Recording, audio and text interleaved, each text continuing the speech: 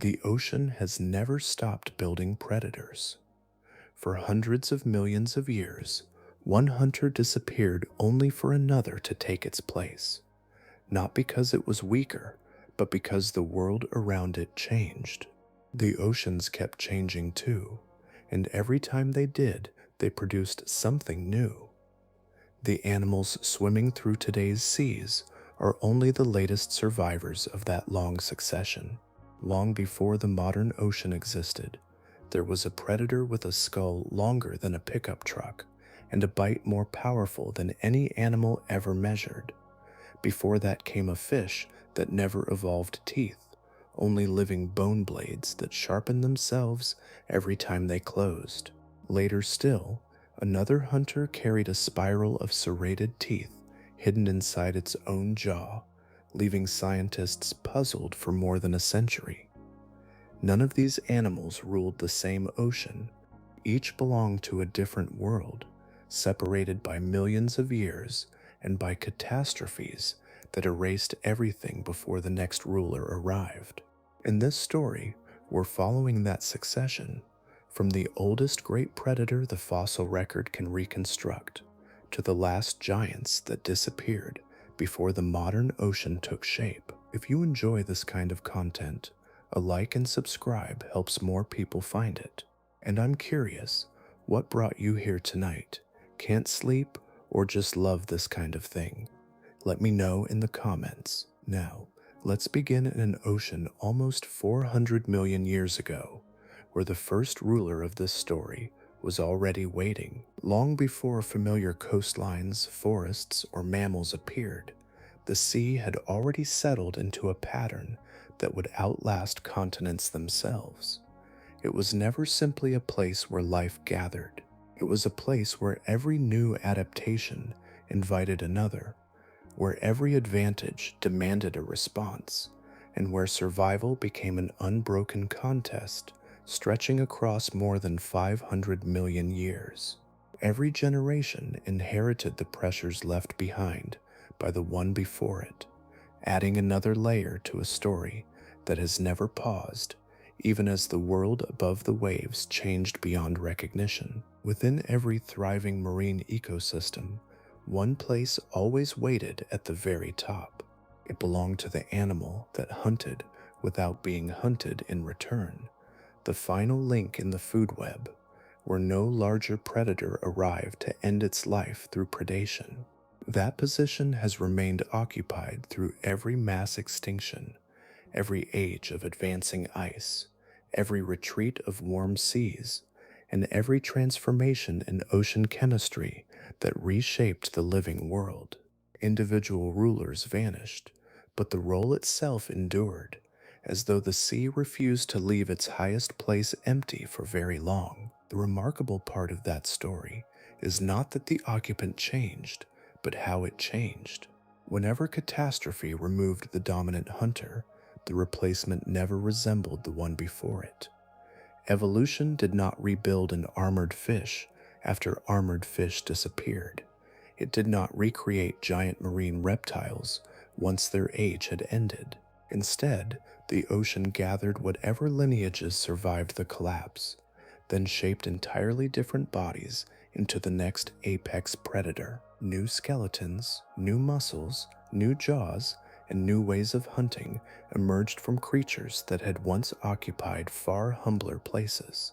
Across hundreds of millions of years, the highest position in the sea has never been claimed twice by the same design. The span covered by this succession reaches across approximately 380 million years. Modern human beings have existed for only about 300,000 years, a brief interval against that immense background.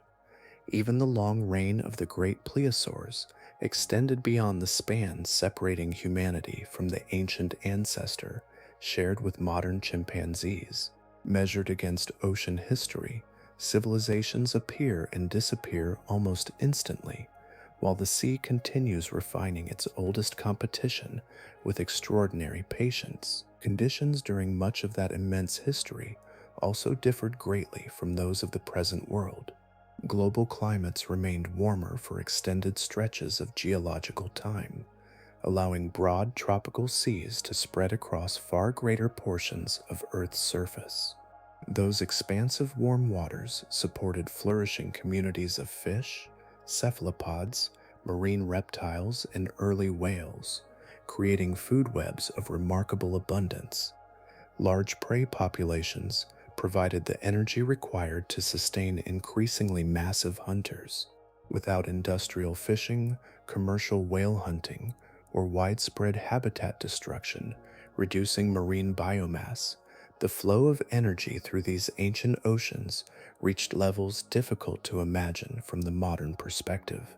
Each predator inherited a world already shaped by countless struggles before it. Prey became faster, armor grew thicker, senses sharpened, and hunting strategies became more refined because every successful adaptation altered the pressures acting upon everything else. The sea did not reward perfection.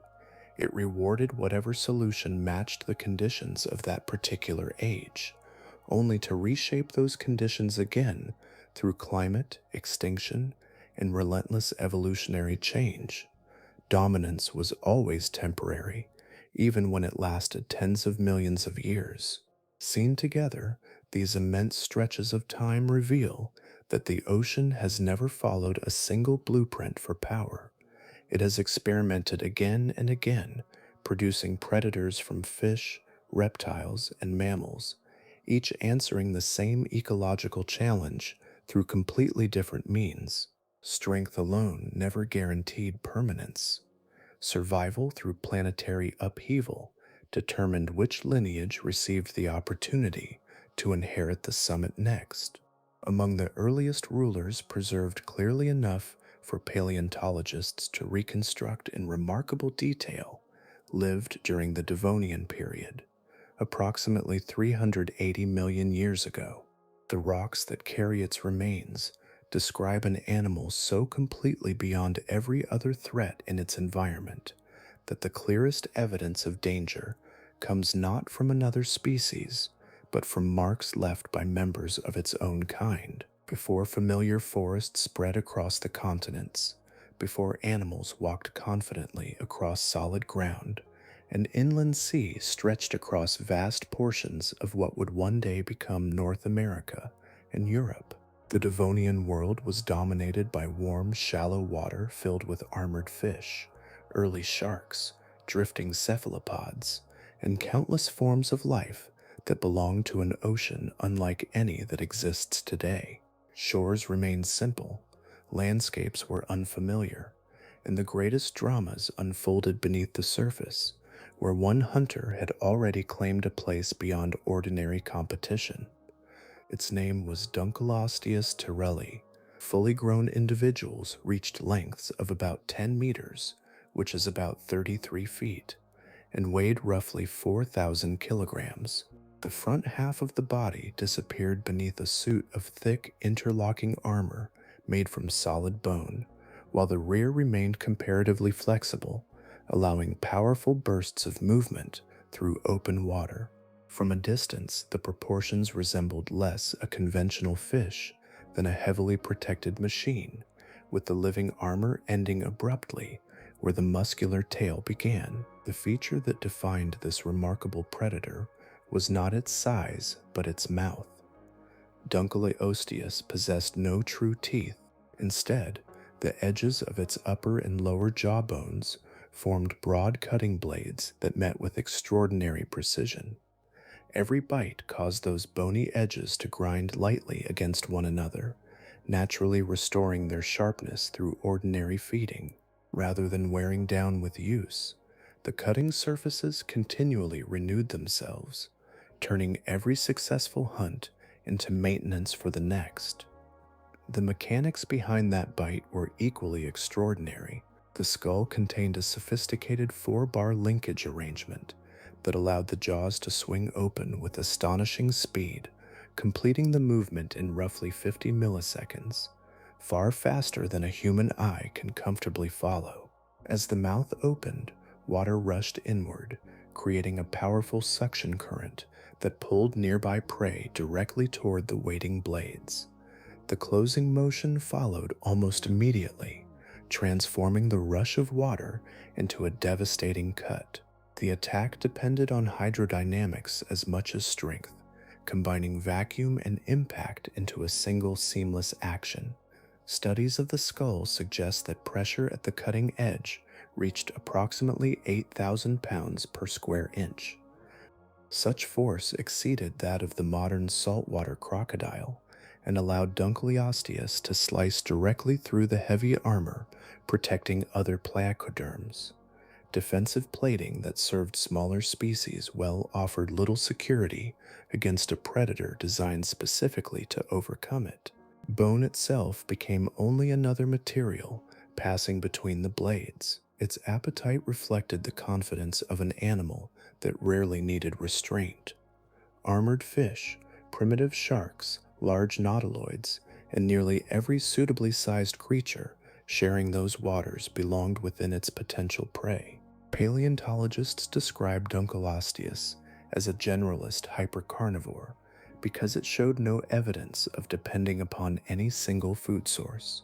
It consumed whatever could be captured and whatever its jaws could overcome, allowing it to thrive even as local prey communities shifted over long stretches of geological time. Evidence of its success appears across an immense geographical range.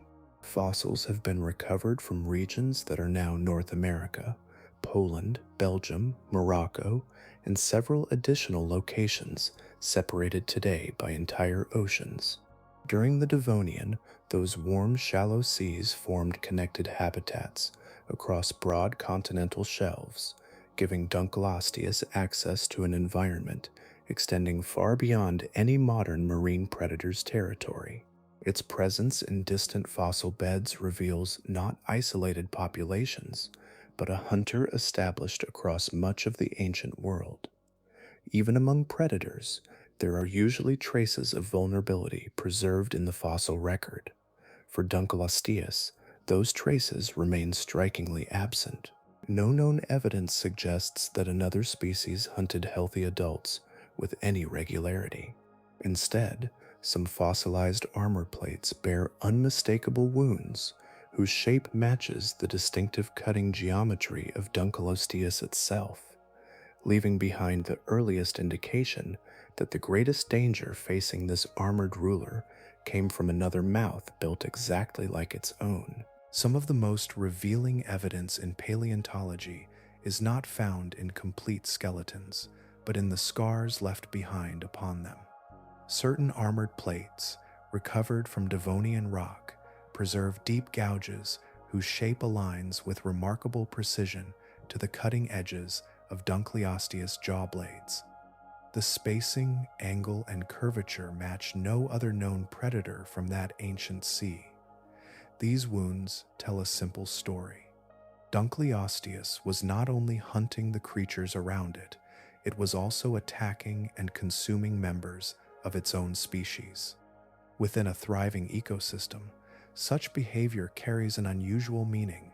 Cannibalism is often imagined as the consequence of famine or environmental collapse, yet among dominant predators it can emerge for an entirely different reason. When every meaningful rival has already been removed from the surrounding environment, competition no longer arrives from another species. It comes instead from individuals sharing the same body, the same instincts, and the same resources. Dunkleosteus had risen to a point where external threats had become almost irrelevant. The only hunter capable of consistently challenging its place at the summit possessed the very same self-sharpening blades and armored skull. The fossil record offers another subtle clue supporting this picture of life in the Devonian seas. Smaller Dunkleosteus remains are discovered more frequently within deposits associated with shallower coastal environments, while the largest adults appear far more commonly in sediments that formed in deeper offshore waters. Although fossils preserve moments rather than complete lives, many paleontologists interpret this pattern as evidence of spatial separation between younger and older animals.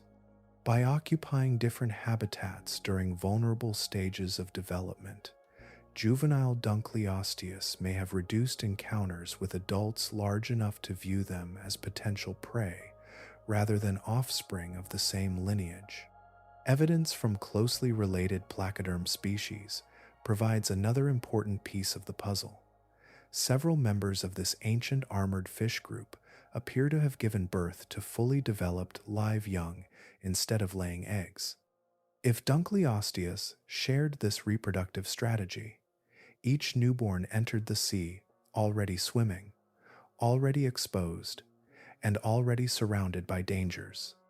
Yet the greatest danger was not an unfamiliar predator lurking beyond the horizon. It was an adult Dunkleosteus crossing the same water. From the first moments of life, survival depended upon avoiding encounters with the largest members of its own kind until growth provided some measure of protection. That relationship transformed the entire structure of its ecosystem. Modern apex predators still contend with meaningful outside pressures. Great white sharks avoid pods of hunting killer whales. Killer whales themselves encounter competition from neighboring groups and changing prey availability. Every dominant hunter alive today exists within a network of ecological limits imposed by other species. Dunkleosteus appears to have occupied a far more isolated position. Once fully grown, there is no convincing evidence that another predator regularly threatened it. The forces capable of reducing its population emerged largely from within the species itself, creating a balance maintained not by enemies, but by internal competition.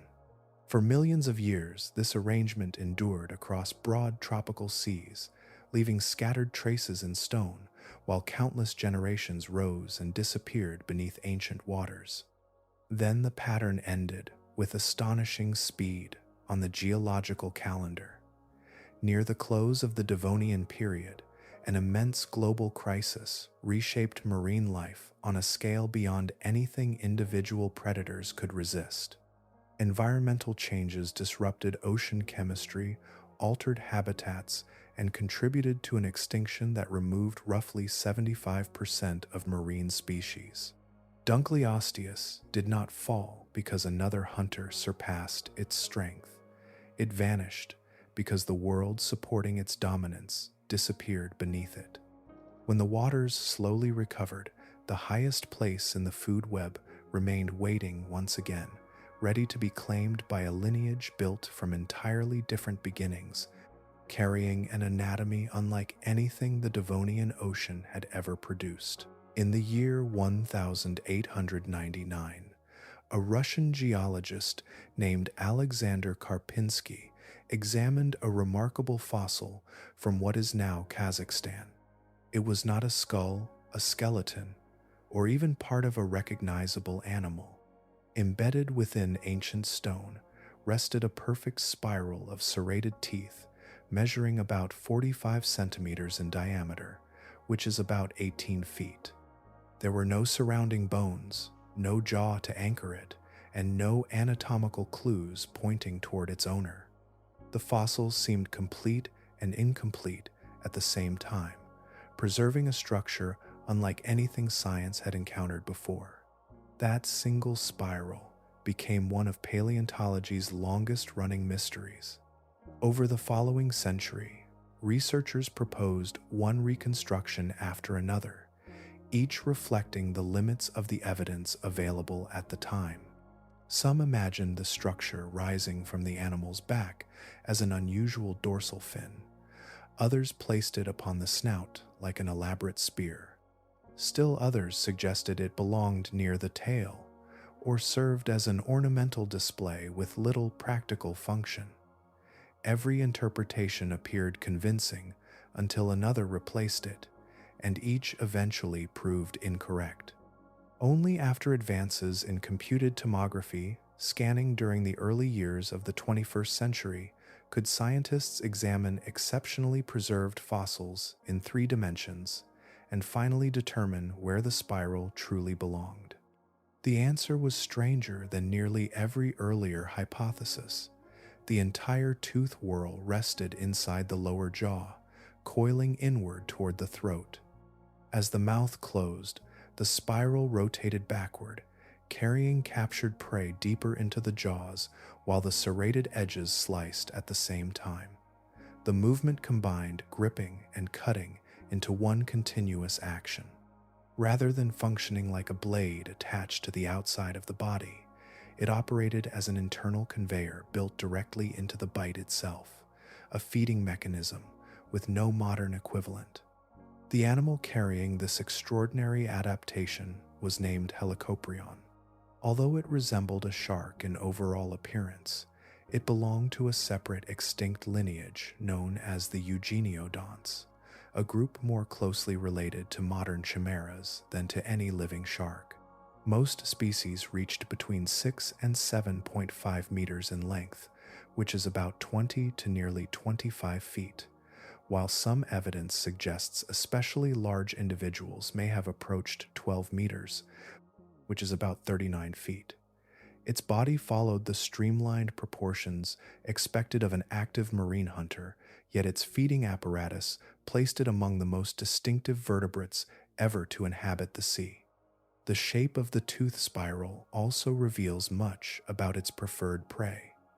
Unlike predators built for crushing armor or breaking bone, Helicoprion lacked cutting teeth in the upper jaw. Instead, the lower spiral appears specialized for grasping soft-bodied animals such as large cephalopods, ammonites, and nautiloids. Once captured, these animals would have been drawn steadily inward by the rotating whorl, where repeated contact with the serrated teeth processed them efficiently. The design favored precision over brute force, exploiting an abundant food source that required neither crushing strength nor heavy armor-piercing jaws. Helicoprion first appeared approximately 290 million years ago, entering oceans that had already recovered from earlier upheavals. It persisted through the greatest biological catastrophe known from Earth's marine history, the end Permian extinction, when roughly 90% of ocean species disappeared. Entire ecosystems collapsed, dominant lineages vanished, and ancient food webs dissolved. Yet Helicoprion endured through that devastation for nearly 40 million years before finally disappearing during the Triassic period. Across all that time, no other marine predator evolved the same remarkable solution. The spiral jaw remained unique from its first appearance until its final disappearance, an evolutionary experiment that began and ended with a single lineage. Its long survival demonstrates that nature sometimes preserves the most unfamiliar designs when they fit their world with remarkable precision. Even among the succession of formidable predators carried by the ancient seas, Helicoprion occupied a place entirely its own, leaving behind a fossil whose strange geometry challenged human understanding for more than a century before revealing the elegant mechanics hidden within its ancient bite. The greatest changes in the history of life often begin with survivors rather than conquerors. After the end, Permian extinction transformed the oceans and removed much of the marine world that had existed before. The waters did not immediately fill with larger fish or more elaborate versions of earlier predators. Instead, during the Triassic period, approximately 250 million years ago, an entirely different lineage began approaching the shoreline from the land. These were reptiles, descendants of animals that had already adapted to breathing air and walking across solid ground, now beginning an extraordinary return to the sea. Their journey back into the ocean demanded far more than simply learning to swim. Fish had never abandoned the water, but these newcomers carried bodies shaped by life on land. Their lungs had replaced gills long before. Their limbs supported walking rather than steering through open water, and their body temperatures remained closely influenced by the surrounding environment. Every successful generation required countless small changes, each improving movement, feeding, reproduction, and survival beneath the waves. Legs gradually broadened into flippers. Tails became increasingly specialized for propulsion. Skeletons shifted toward more streamlined forms, and muscles reorganized themselves around the demands of permanent aquatic life.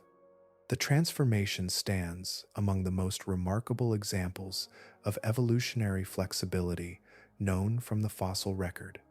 Rather than returning to their ancient ancestors, these reptiles built entirely new solutions using structures originally intended for another world.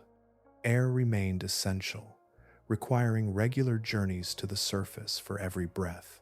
Yet beneath the waves, they became hunters capable of competing with, and eventually surpassing, every major fish lineage that had previously occupied the highest levels of the food web.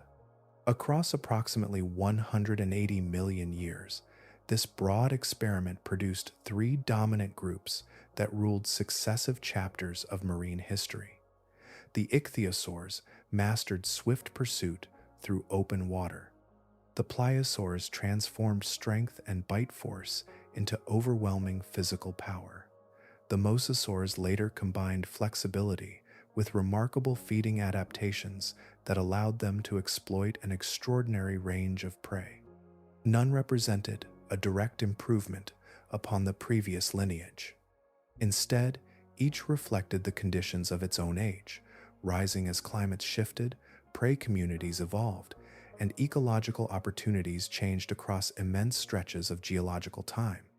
This new era differed profoundly from the ancient seas, ruled by armored fish and spiral-jawed hunters.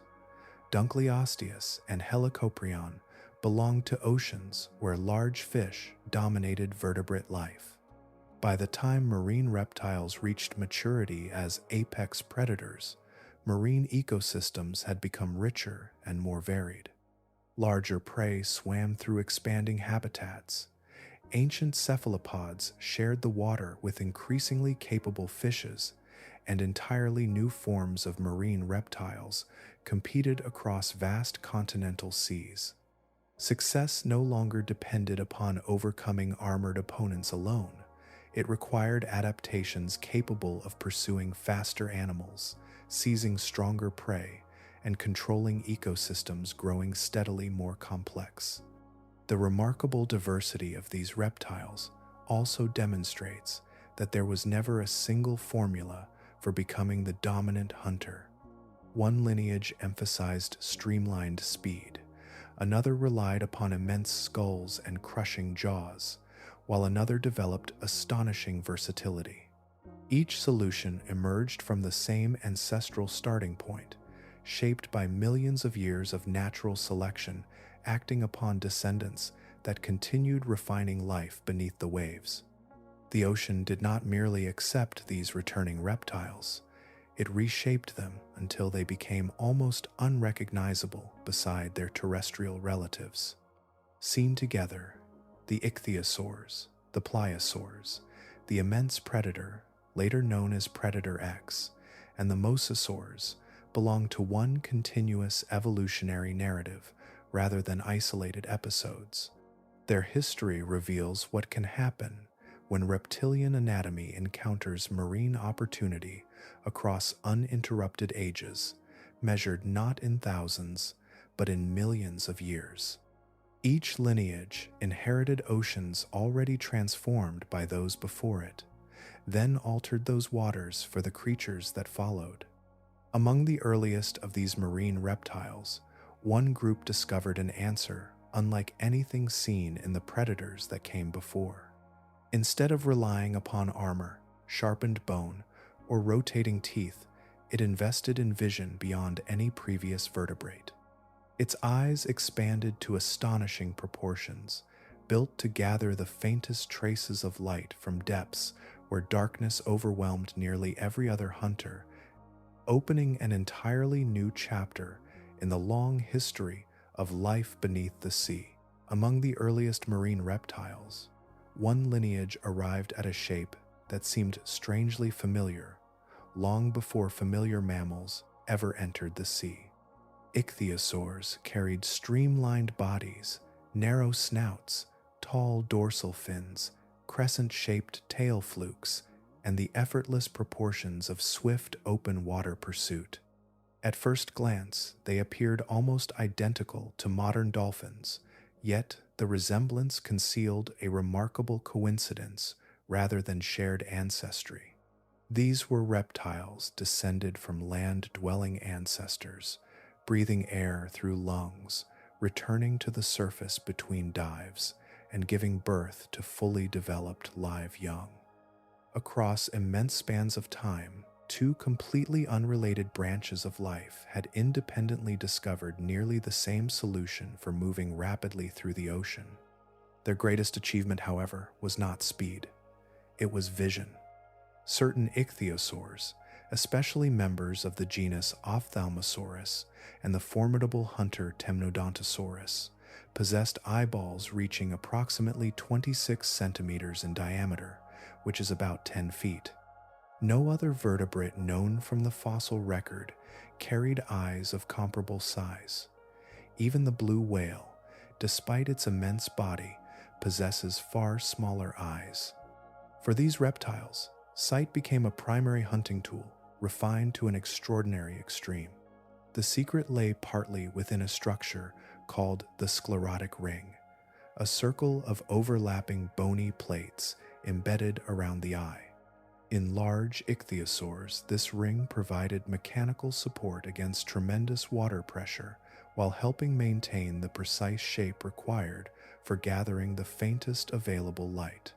Combined with the enormous size of the eye itself, the arrangement allowed these animals to detect movement where illumination scarcely penetrated.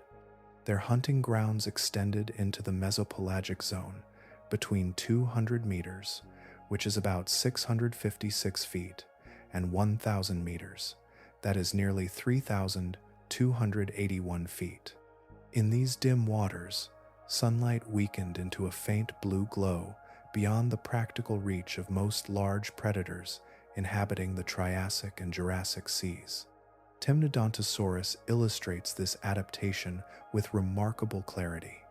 Reaching lengths of approximately 9 meters, which is about 30 feet, it combined an elongated body with disproportionately massive eyes and rows of sharp conical teeth designed for gripping rather than slicing.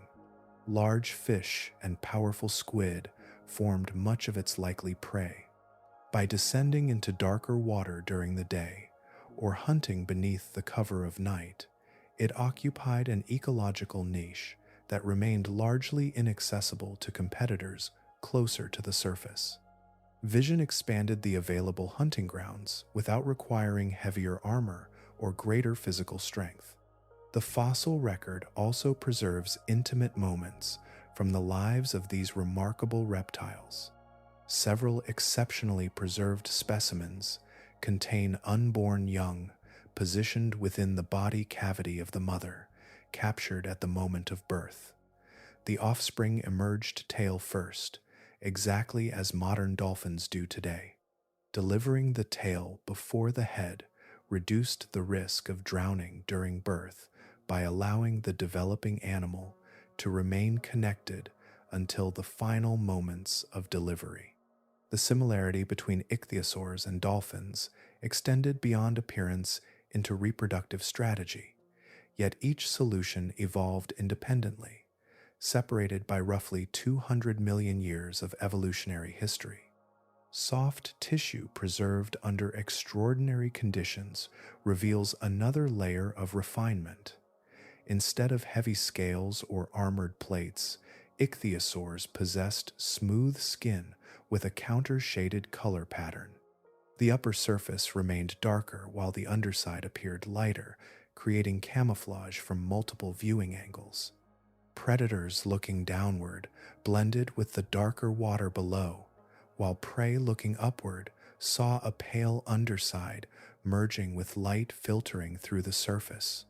This elegant pattern continues to appear among many modern ocean hunters, demonstrating that some evolutionary answers remain effective across vast stretches of geological time. Every feature of the ichthyosaur body reflected careful specialization for pursuing prey beyond the reach of ordinary hunters. Streamlined movement, exceptional eyesight, live birth, and subtle camouflage combined into one of the most sophisticated marine predators of its age. Yet even these masters of the deeper water shared their seas with another lineage whose dominance rested on an entirely different principle. It did not depend upon darkness, distance, or concealment.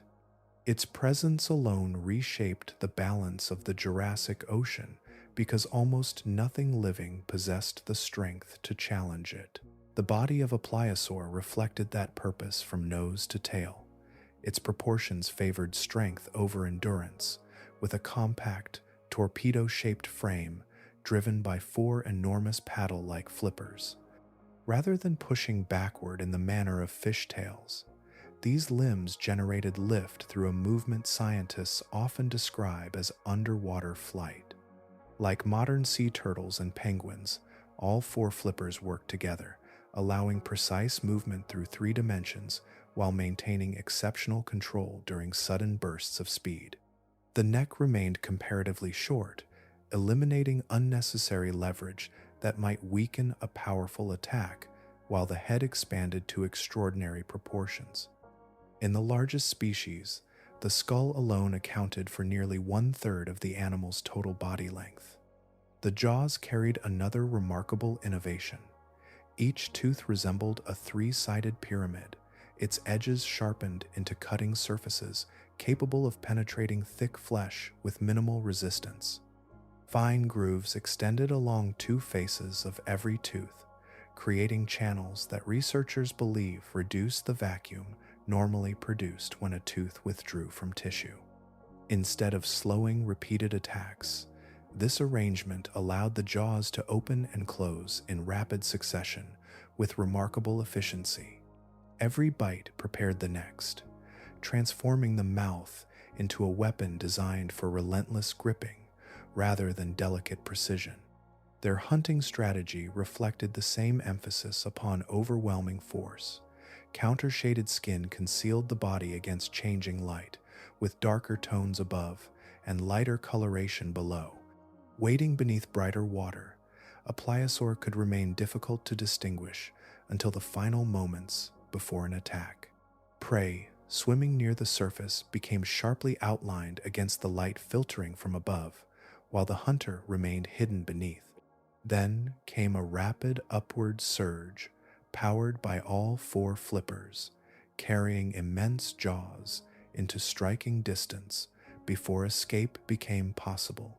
Great white sharks employ a remarkably similar technique today.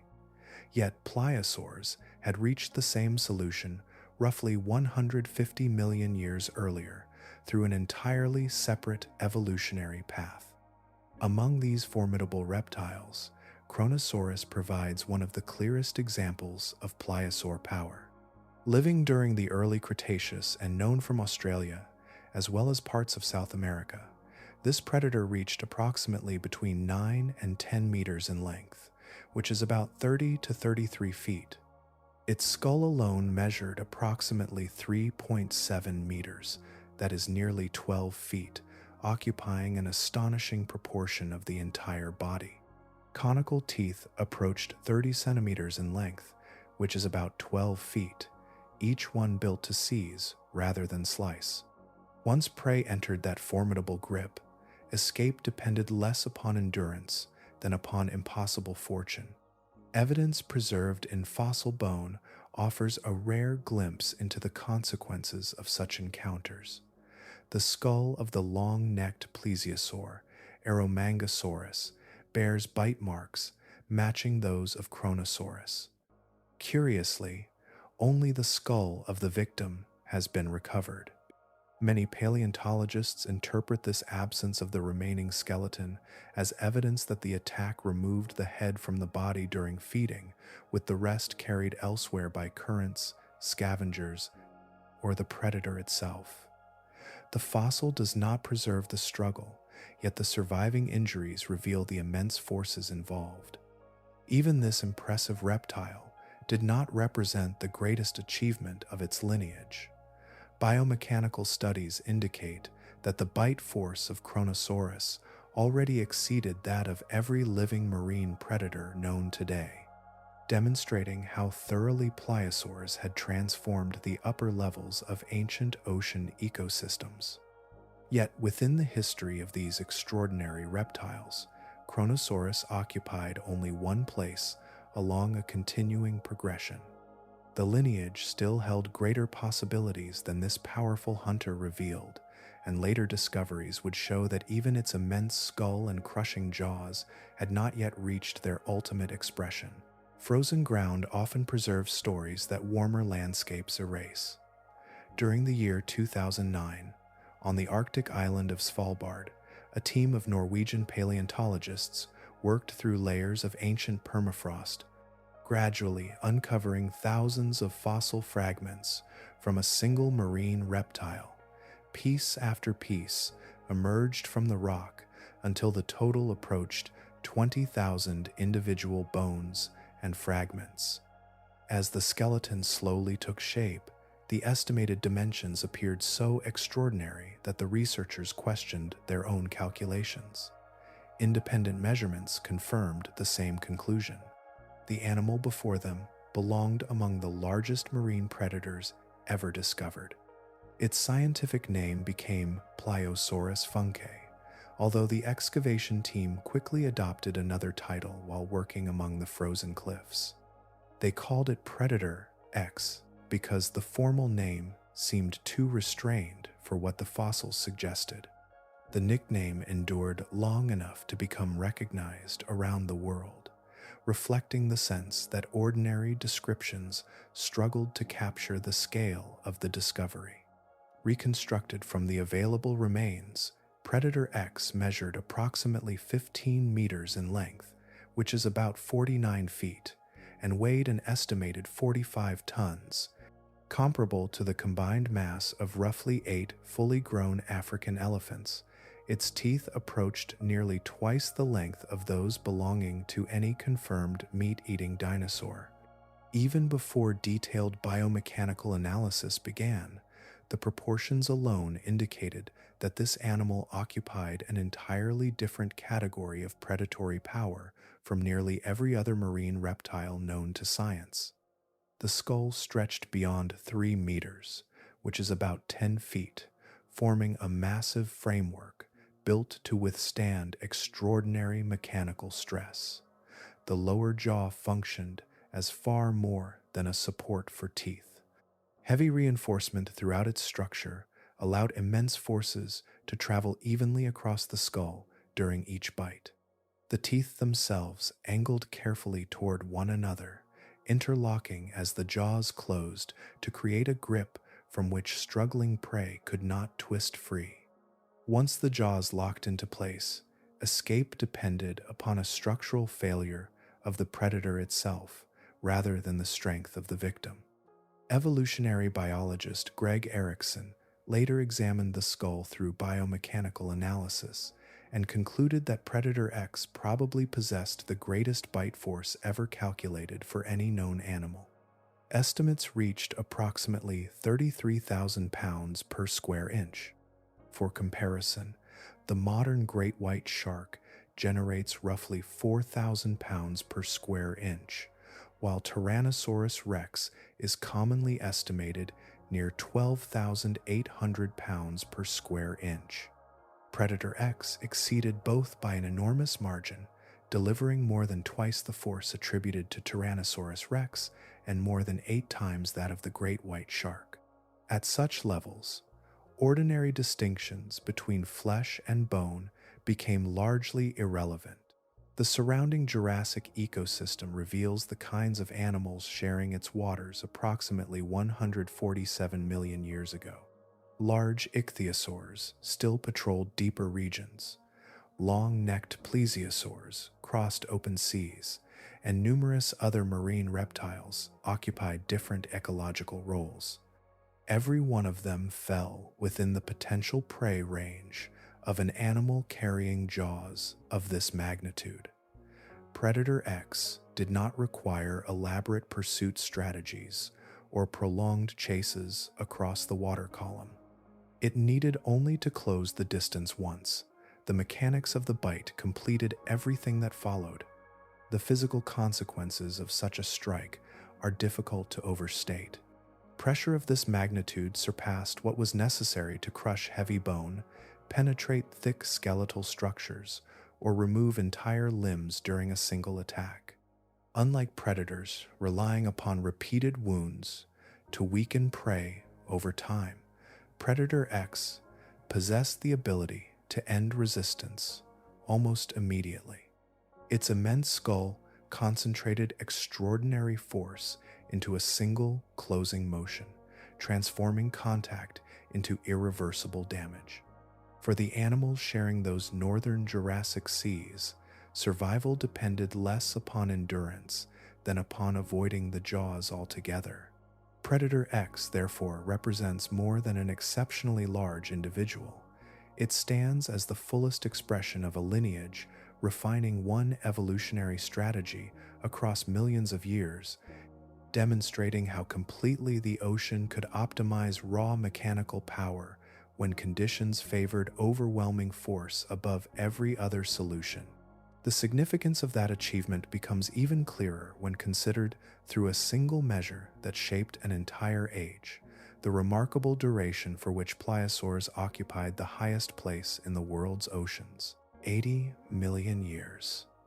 Few spans of time are large enough to lose their meaning when spoken aloud, yet this is one of them. For approximately 80 million years, the great thalassophonian pliosaurs, whose name is commonly translated as sea murderers, occupied the highest predatory position in the world's oceans. Continents shifted, shorelines wandered, climates drifted between warmer and cooler ages, and generations beyond counting appeared and vanished beneath the waves. Through all of those changes, the same broad lineage remained at the summit of marine life. Placed beside the history of our own family, that duration becomes easier to grasp. Every known member of the genus Homo, including every human species that has ever lived, has existed for less than 3 million years. The modern great white shark has occupied roughly its present form for approximately 4 million years. The reign of the great pliosaurs stretched across a period about 20 times longer than the entire evolutionary history of humanity. Civilizations, languages, and recorded history would all fit into the final moments of that immense interval, scarcely altering its scale. Such longevity shaped far more than the fate of the predators themselves. An apex hunter that persists for 80 million years gradually becomes part of the evolutionary background against which every neighboring species develops. Large marine reptiles, swift fishes, shelled cephalopods, and countless other animals did not merely share the ocean with pliosaurs. Their bodies, behaviors, and life cycles evolved beneath the continual pressure imposed by predators capable of overwhelming nearly anything they encountered. Greater swimming speed, deeper diving habits, shifting migration routes, defensive group behavior, and changing reproductive patterns all carried the imprint of an ancient danger that remained remarkably consistent across millions of generations. Natural selection works without memory, yet it preserves successful responses with extraordinary persistence. Across those immense spans of time, individuals that sensed danger sooner turned more sharply, descended farther into darker water, or matured quickly enough to reproduce before falling victim past those advantages onward. Over countless generations, entire ecosystems became living records of adaptation.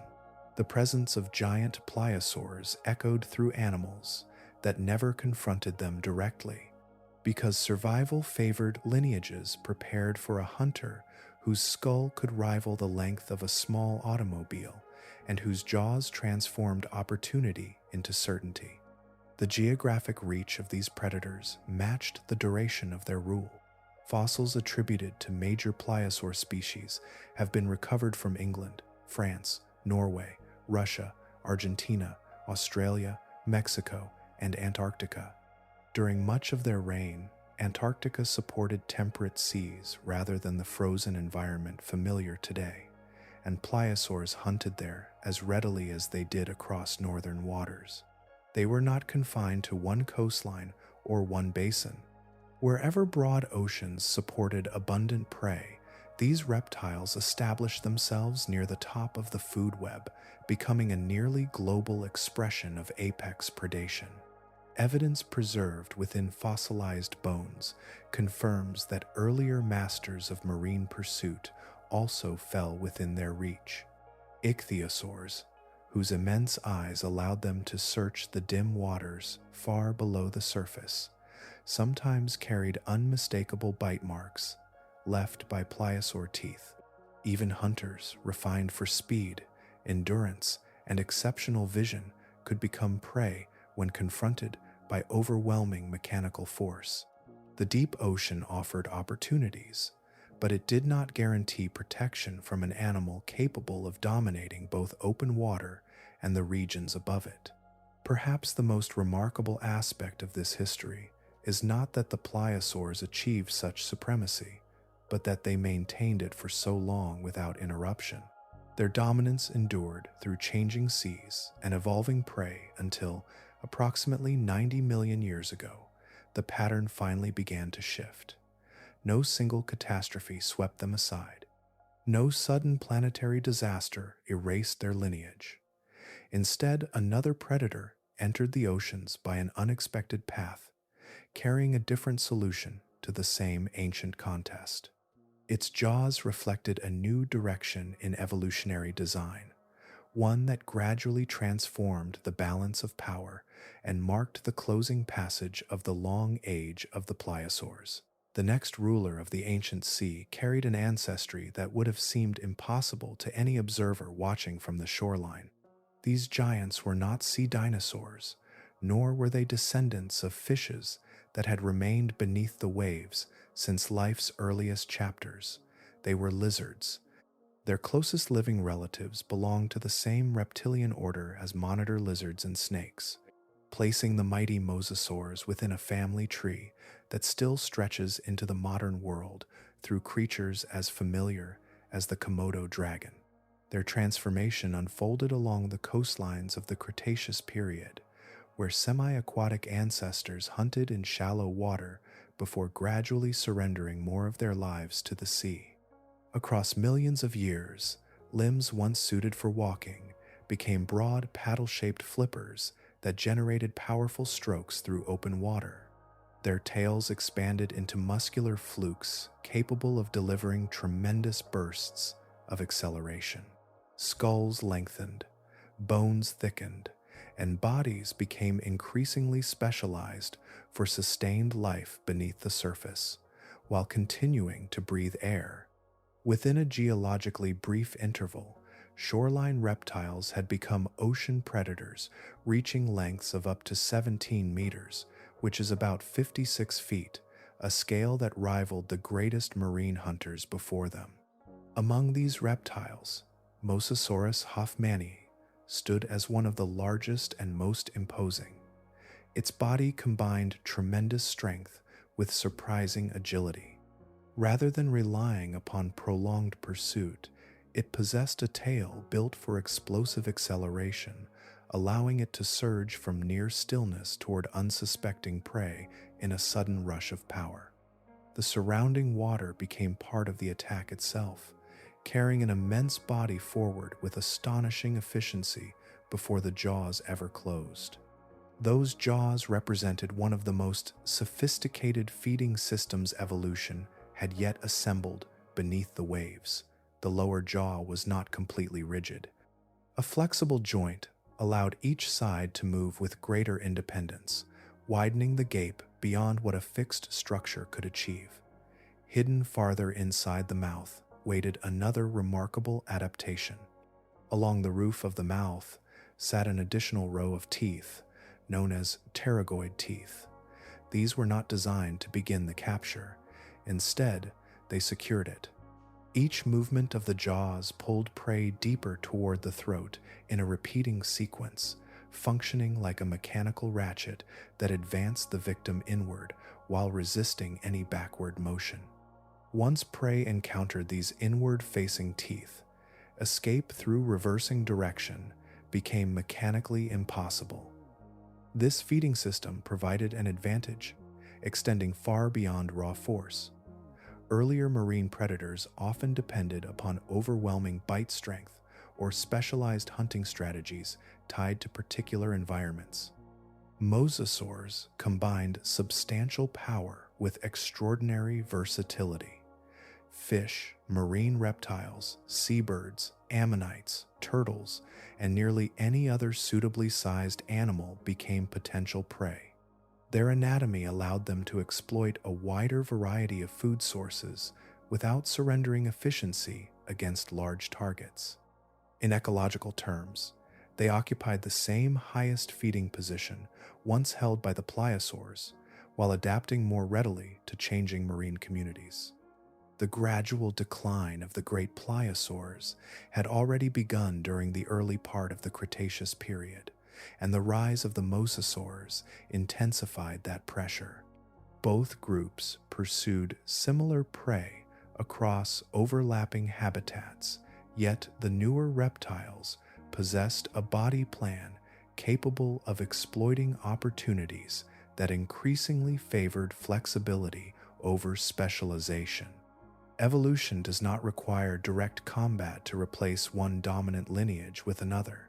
Successive generations slowly altered the balance until one design proved more effective across a changing ocean.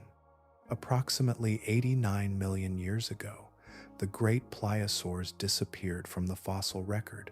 Their reign ended roughly 23 million years before the asteroid impact that concluded the Cretaceous period.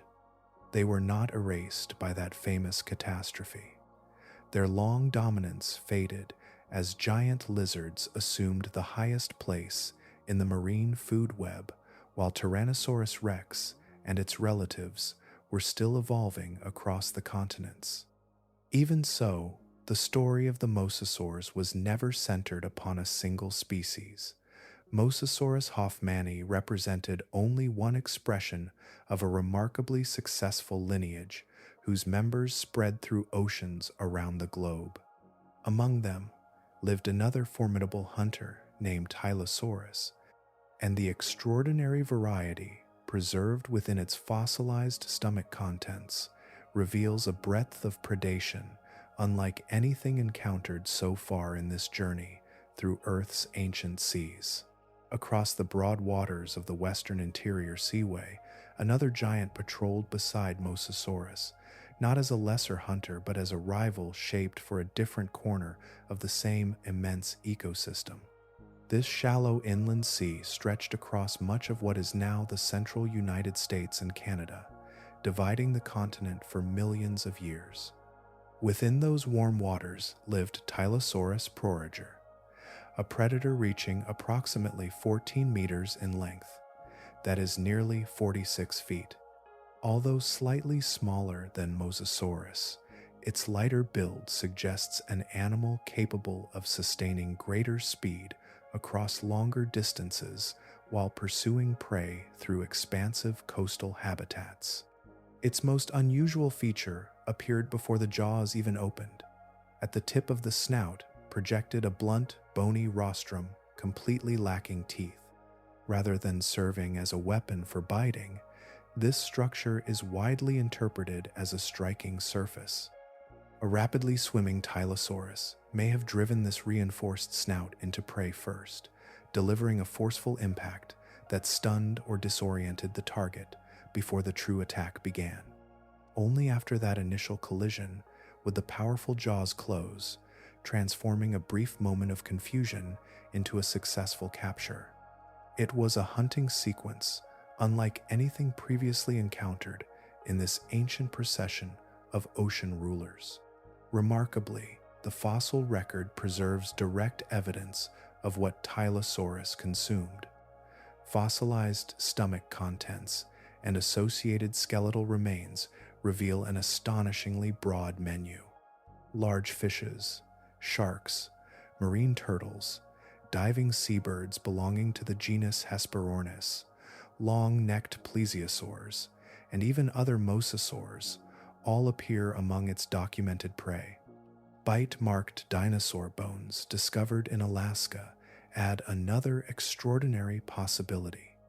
At least one duck-billed hadrosaur seems to have entered shallow coastal waters before encountering this marine predator, suggesting that Tylosaurus occasionally reached beyond the sea itself whenever opportunity presented an unexpected meal.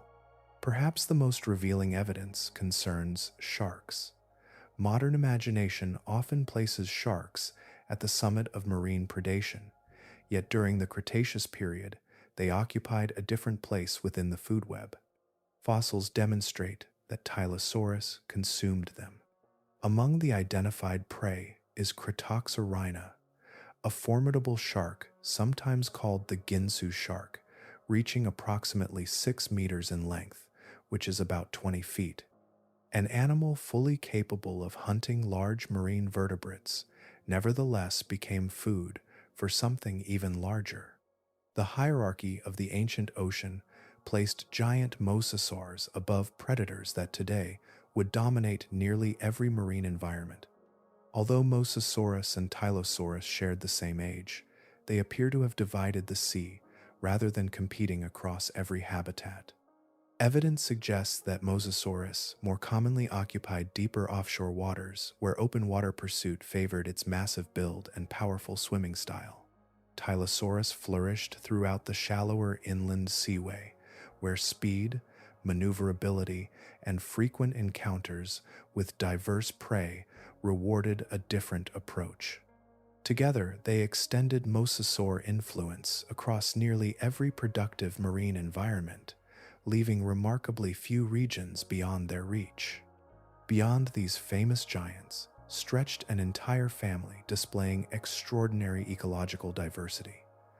Dozens of smaller mosasaur species occupied specialized predatory roles throughout the Cretaceous oceans. Some focused upon coastal hunting among reefs and shorelines. Others pursued prey in deeper offshore settings. Certain species developed crushing adaptations suited for hard-shelled animals, while others adopted feeding strategies approaching filter-based collection of small organisms. Instead of producing only one dominant hunter, the mosasaur lineage expanded into nearly every available predatory niche, from the greatest apex forms to highly specialized feeders, all within the same evolutionary family. Their geographic spread reflected this versatility. Mosasaur fossils have been recovered from every continent, including Antarctica, where warmer seas once supported abundant marine life. Few predator lineages achieved such complete global distribution. Across nearly every ocean basin, they established themselves with remarkable success, adapting to local conditions while preserving the essential features that made them such effective hunters. For approximately 28 million years, the mosasaurs governed the Cretaceous oceans with a completeness unmatched by any predator lineage before or since. Then, approximately 66 million years ago, in the span of a single geological moment, every branch of that immense family vanished together, leaving behind only stone, scattered bones, and the enduring record of an ocean transformed once again. The turning point arrived not through rivalry between predators, nor through the gradual rise of a stronger lineage, but from an event beyond the reach of evolution itself. Approximately 66 million years ago, a bolide measuring between 10 kilometers, which is about 6.2 miles, and 15 kilometers, that is nearly 9.3 miles, in diameter, struck the Yucatan Peninsula while traveling at roughly 20 kilometers per second, which is about 12.4 miles per second. The impact released energy estimated at several billion times greater than the explosion at Hiroshima, vaporizing thousands of cubic kilometers of sulfur-rich rock, which is about hundreds of cubic miles, and driving enormous quantities of sulfur-bearing aerosols high into the upper atmosphere, where they spread across the planet. The immediate destruction near the impact site was immense, yet the lasting consequences unfolded across the atmosphere and the oceans. Suspended sulfuric acid aerosols mixed with fine debris, forming a global veil that greatly reduced the sunlight reaching Earth's surface. Within weeks, photosynthesis in the upper ocean began to collapse. Tiny phytoplankton, the microscopic organisms responsible for supporting nearly every marine food web, could no longer produce enough energy to sustain their populations. The foundation of the oceanic ecosystem weakened with astonishing speed. As the phytoplankton declined, the effects traveled upward through every level of marine life. Zooplankton, that depended upon those microscopic producers, rapidly diminished. Small fishes that relied upon zooplankton lost their principal food source. Larger fishes then faced the disappearance of their own prey, while marine reptiles that had ruled the seas for tens of millions of years encountered an ocean whose great hunting grounds had become increasingly empty. The collapse did not begin with the hunters. It began at the very bottom of the food chain, where the loss of sunlight interrupted the biological engine upon which every larger creature ultimately depended. The consequences reached far beyond the sea. Every non-avian dinosaur vanished. Every mosasaur disappeared. Every plesiosaur ended. Every pterosaur ceased to exist. Countless additional lineages followed them into extinction. Measured against the immense scale of geological history, these losses occurred with extraordinary speed, representing an interval so brief that it appears almost instantaneous within the layers of ancient rock. A world dominated by giant reptiles gave way to another assembled from the comparatively few organisms able to endure the collapse. For the oceans, the transformation carried a unique significance. For approximately 180 million years, marine reptiles had occupied the highest predatory position through successive dynasties. Ichthyosaurs yielded to pliosaurs, pliosaurs yielded to mosasaurs, yet the apex position itself remained continuously filled by giant reptiles. After the impact, that continuity ended. Across every ocean on Earth, no large marine reptile remained to inherit the ancient role. An ecological position that had persisted through changing climates, drifting continents, and countless evolutionary experiments suddenly stood vacant. Not everything disappeared. Small sharks survived. Numerous bony fishes endured. Along sheltered coastlines, early marine mammals and other adaptable vertebrates persisted within ecosystems, reduced but not entirely destroyed. Their smaller bodies demanded less food. Their broader diets allowed them to exploit whatever resources remained. Flexibility, rather than overwhelming specialization, became the quality most likely to carry a lineage through the difficult ages that followed. The empty summit of the marine food web did not remain unclaimed forever. Evolution rarely leaves such opportunities untouched for long. Even before the impact reshaped the planet, another lineage had already begun exploring life along the margins of the ancient seas. These animals were too small to challenge the mighty mosasaurs during their reign, yet they possessed traits that suddenly became invaluable in the transformed oceans. When the long age of marine reptiles ended, almost at once, The future belonged to survivors already waiting beyond the edge of the old order, prepared to inherit a sea that had become unfamiliar even to itself. The waters of the Eocene carried a shape that seemed to belong to two different worlds at once. Approximately 38 million years ago, a long, slender predator moved through warm tropical seas with the outline of a whale, yet the proportions of a giant serpent. It stretched between 15 meters, that is nearly 49 feet, and 18 meters, which is about 59 feet, from snout to tail. Tiny hind limbs still projected from its pelvis, far too small for walking, yet unmistakably inherited from distant ancestors that had once crossed solid ground. Along its elongated skull, rows of interlocking triangular teeth formed a bite, built not for filtering drifting prey, but for breaking flesh and bone. Its name became one of the great historical ironies of paleontology. Basilosaurus means king lizard, a title given in the year 1834 after the immense fossilized bones were first described. The scientists who examined those remains believed they had discovered an enormous marine reptile because nothing resembling an ancient whale was yet known. Years later, further study revealed that the animal was not a reptile at all, but one of the earliest fully marine whales. By then, the scientific name had already been formally established, and the rules governing zoological names required that it remain unchanged despite its mistaken origin.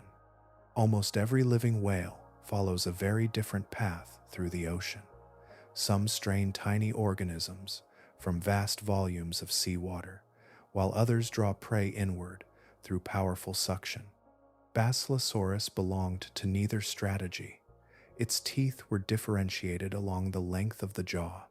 Narrow, pointed teeth at the front seized struggling prey, while broader teeth farther back carried serrated edges suited for cutting and crushing.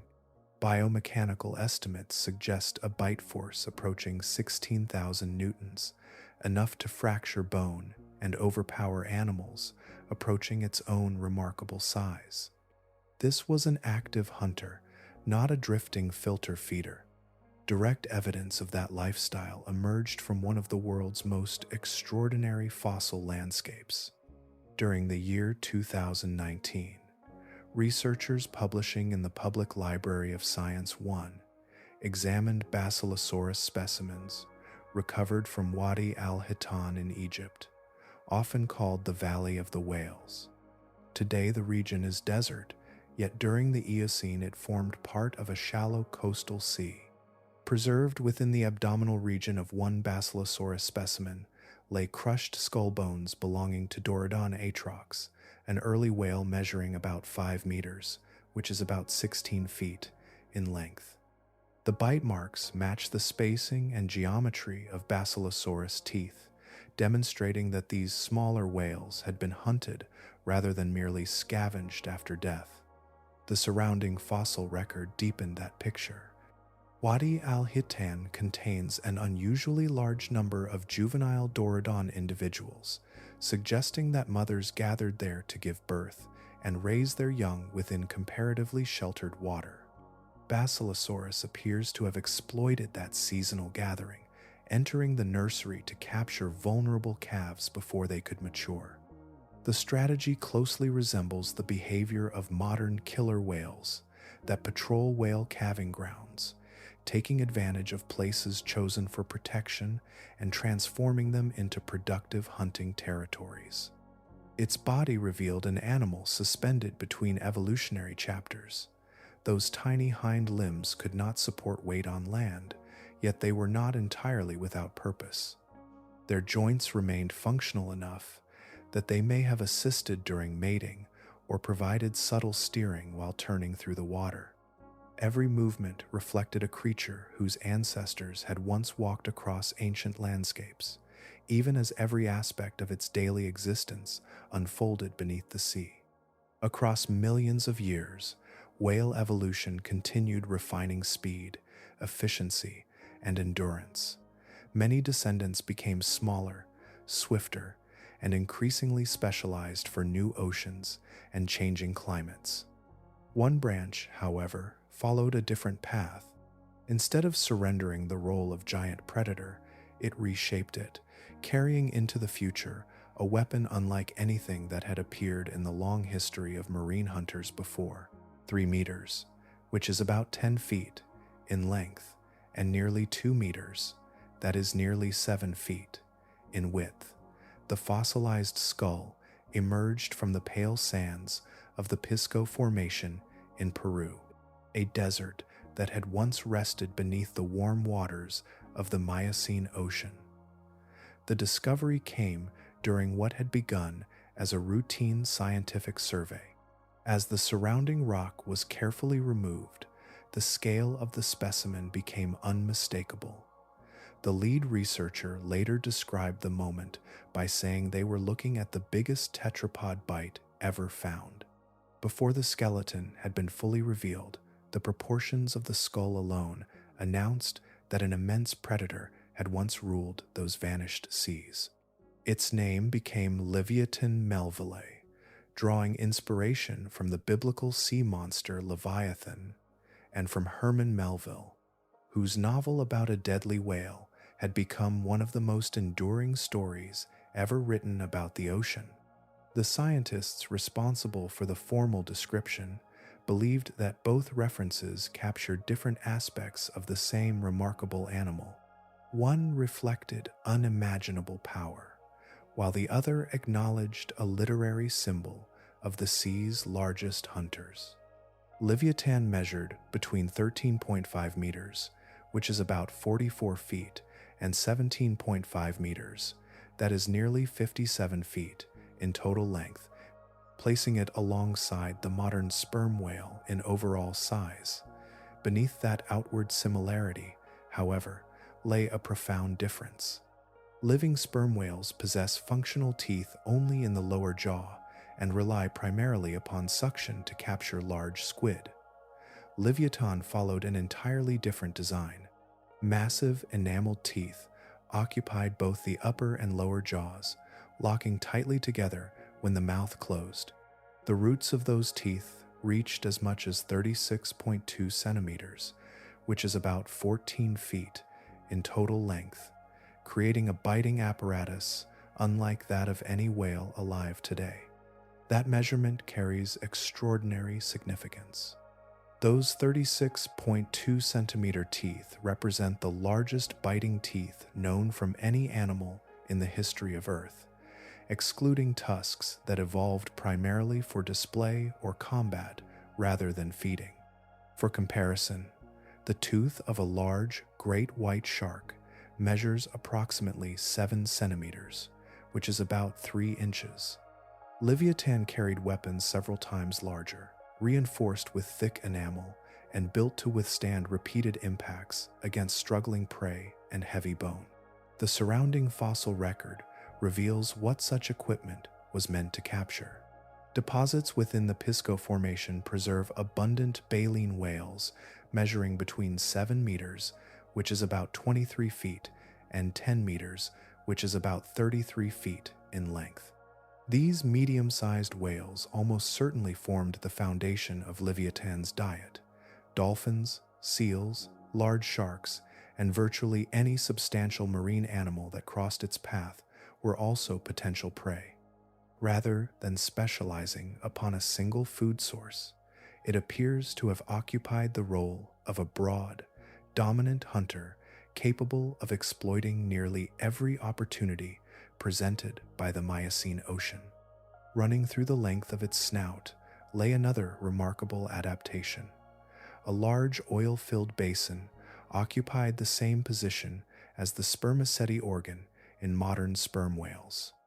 This structure almost certainly contributed to echolocation, allowing Livyatan to search vast stretches of open water through sound as well as vision. Long before prey entered visual range, reflected sound waves could reveal movement, direction, and distance. By the time a fleeing whale realized the approach of its hunter, the enormous interlocking teeth were already closing the remaining gap. The circumstances of its discovery remain almost as remarkable as the animal itself. The skull first came to scientific attention during a school field trip in a Peruvian desert, uncovered largely by accident rather than through a dedicated search for a forgotten apex predator. That chance encounter serves as a reminder that immense chapters of Earth's marine history remain hidden beneath layers of ancient stone, awaiting the moment when weather, patience, and curiosity bring them once more into daylight. Livyatan stood among the greatest predatory whales ever known, yet it did not dominate its ocean alone. The same Miocene seas that echoed with its powerful bite also supported another giant whose immense scale and crushing force would shift the measure of ocean predators once again. The story begins with teeth. They are the most abundant and unmistakable traces left behind by Megalodon, preserved across ancient seabeds with a frequency unmatched by almost any other giant marine predator. Individual teeth reached up to 18 centimeters in slant height, which is about 7 inches, with broad triangular crowns and deeply serrated cutting edges built for slicing through thick flesh. Behind every functional tooth stood multiple replacement teeth waiting within the jaw, advancing forward throughout the animal's life as older teeth were lost. At any given moment, approximately 276 teeth occupied the active jaws, while fresh replacements continued forming behind them in an uninterrupted cycle. These remarkable fossils have been recovered from every continent except Antarctica, revealing a predator whose range extended across nearly every major ocean. The teeth belong to an animal of extraordinary proportions. Current estimates for the largest adults generally fall between 15 meters, that is nearly 49 feet, and 18 meters, which is about 59 feet, in total length, while some analyses suggest exceptional individuals may have approached 20 meters, which is about 66 feet. Weight estimates reach approximately 70 tons. The jaws of a particularly large individual measured roughly 2 meters, that is nearly 7 feet, across, creating an opening wide enough to engulf an upright adult human with considerable space remaining above and below. Every aspect of those dimensions reflects an animal built to overpower the largest prey available in its world. Yet the full outline of Megalodon remains partly hidden. Unlike whales or marine reptiles, sharks possess skeletons made primarily of cartilage rather than dense bone. Cartilage rarely survives the immense spans of geological time required for fossilization. As a result, nearly everything known about Megalodon comes from its teeth together with a comparatively small number of fossilized vertebral sections. Reconstructions of its body rely upon careful comparison with living sharks and detailed biomechanical analysis rather than complete skeletons. The overall picture is strongly supported, although meaningful uncertainty remains regarding the exact proportions of the largest individuals. Even with those limitations, the mechanical power of its jaws can be estimated. Scientific analyses place Megalodon's bite force between 108,514 newtons and 182,201 newtons. That represents approximately 3 times the estimated bite force of Tyrannosaurus rex and roughly 10 times that of a modern great white shark. A single full-force bite carried enough power to crush the rib cage and spine of a large baleen whale in the same closing motion, transforming immense prey into something that could no longer escape. Evidence from ancient nursery grounds offers another glimpse into its life history. Certain fossil deposits preserve unusually high concentrations of small Megalodon teeth, indicating that juveniles spent their earliest years within warm, shallow coastal waters. Those protected environments also served as calving grounds for large baleen whales. Young Megalodon therefore matured, surrounded by the same prey that would later sustain the largest adults. From the beginning of life onward, whale hunting formed part of the ecological landscape in which this predator evolved. The fossil record also preserves the manner in which those hunts unfolded. Whale bones bearing unmistakable megalodon bite marks reveal a strikingly consistent pattern. Rather than launching immediately toward the chest or abdomen, the first attacks frequently targeted the flippers and powerful tail flukes that generated forward movement. Once those structures had been damaged or removed, the wounded whale lost much of its ability to swim effectively. Only then did the predator deliver the final crushing bites. It was an approach based upon precision rather than frenzy, reducing the danger posed by a struggling animal many times heavier than the hunter itself. During the Miocene, Megalodon shared the oceans with Livyatan. They occupied many of the same seas and lived during the same span of geological time, yet they approached predation through different solutions.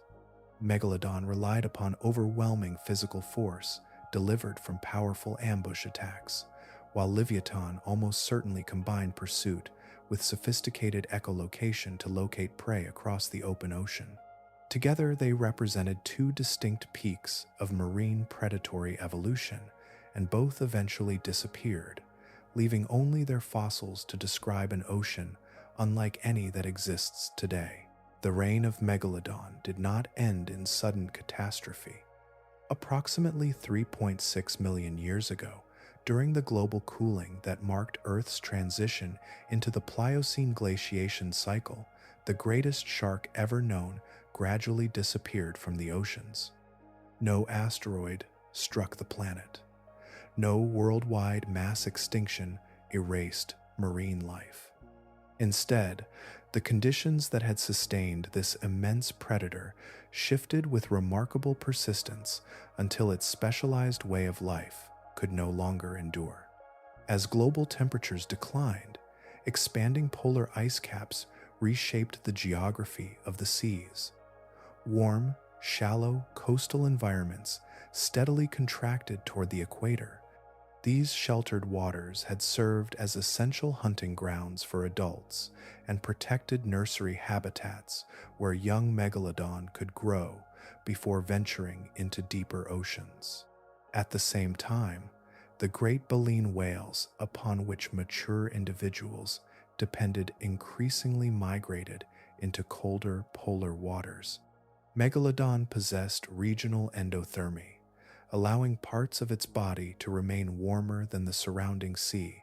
Yet, it still depended upon relatively warm environments and could not permanently follow its primary prey into the expanding cold oceans.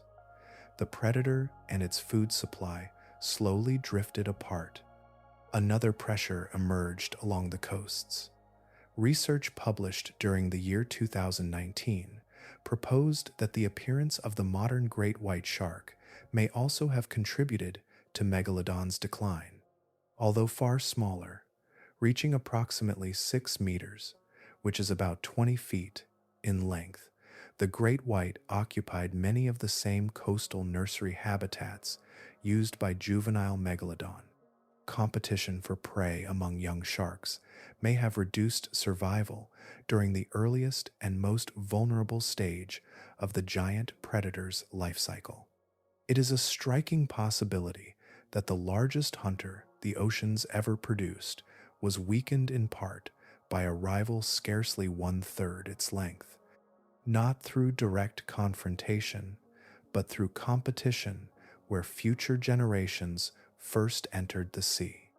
The fossil record preserves another consequence that unfolded after Megalodon vanished. In geological layers deposited following its extinction, the average body size of baleen whales increases in a measurable way. For millions of years, whales had lived beneath the constant pressure of a predator that specialized in disabling movement before delivering a fatal bite. Large size carried advantages, but it also made an animal easier to detect and more profitable to attack. Once that pressure disappeared, the evolutionary balance changed. Growing larger no longer carried the same degree of danger, and natural selection increasingly favored immense bodies capable of traveling vast distances and storing greater energy reserves. The implication reaches far beyond a single extinct shark. For approximately 20 million years, Megalodon influenced the upper limit of whale evolution across much of the global ocean. Its presence helped shape not only behavior, but also body size on a planetary scale. The blue whale, reaching lengths of up to 30 meters, which is about 98 feet, may owe part of its extraordinary evolutionary opportunity to the disappearance of the predator that had long constrained how enormous whales could safely become. The greatest animal ever known emerged only after the greatest shark had departed. An elegant irony rests within that sequence. The extinction of one immense hunter opened ecological space for life to achieve dimensions never before realized. By removing the predator that had made the oceans most hazardous for giant whales, evolution gained freedom to explore an entirely new scale of biological possibility.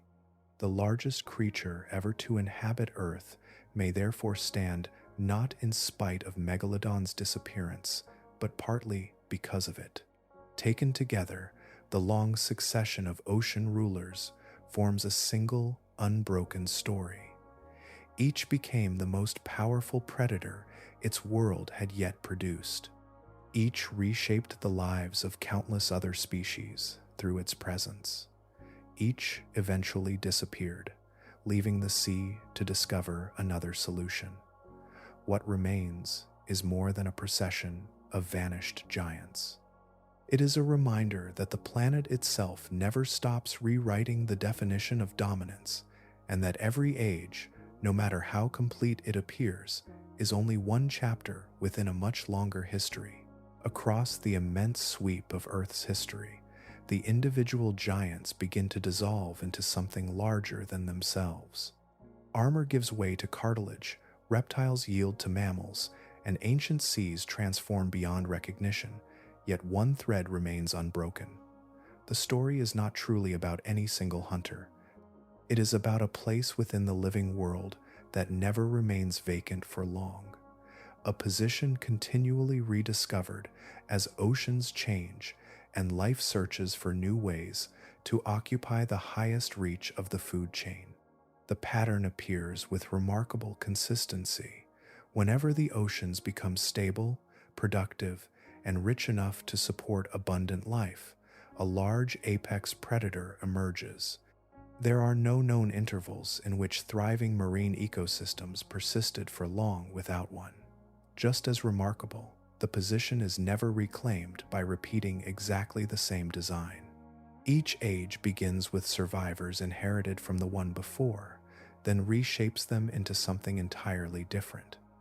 The role remains constant, while the body that carries it changes again and again across deep time. Dunkleosteus answered that challenge with armored jaws whose sharpened bony blades renewed themselves through constant wear. Helicoprion transformed its teeth into an extraordinary spiral capable of processing prey in a manner unlike any other fish, then endured an extinction that eliminated roughly 90% of ocean life. Ichthyosaurs relied upon immense vision, streamlined bodies, and mastery of the deep. Pliosaurs pursued another solution, concentrating overwhelming bite force into compact, muscular forms that ruled the seas for approximately 80 million years. Mosasaurs expanded beyond simple dominance, spreading through nearly every productive marine habitat of the Cretaceous world until their family occupied almost every predatory niche available. Basilosaurus marked the arrival of mammals at the summit, carrying echoes of its terrestrial ancestry while mastering the sea. Livyatan evolved the largest biting teeth known from any feeding animal in Earth's history. Megalodon refined the shark body plan into the greatest biting force ever estimated for any fish. The modern orca introduced something entirely different, allowing cooperation, learning, and culture to become the defining advantages of the ocean's foremost hunter. Perhaps the most remarkable feature of this succession is that these lineages share no close ancestry with one another. Armored fishes, cartilaginous fishes, marine reptiles, and marine mammals each arrived from separate branches of the evolutionary tree. Every great extinction removed familiar rulers, yet the oceans repeatedly reached into whatever life remained and constructed a fresh answer to the same ecological challenge. The blueprint changed because the available materials had changed. Evolution did not preserve one successful design, it continually invented another. That observation carries an implication, extending far beyond any fossil. The oceans do not move toward a single perfect predator waiting at the end of evolutionary history. Instead, they move toward filling an ecological vacancy with whichever lineage survives long enough to occupy it. Once established, natural selection refines that lineage generation after generation until it becomes the dominant force of its age. The destination is never a particular shape, but the occupation of the highest trophic position through whatever combination of anatomy, behavior, perception, and physiology circumstances allow. The present ocean reflects that same process rather than its conclusion. Great white sharks and orcas are not necessarily the greatest predators the seas are capable of producing.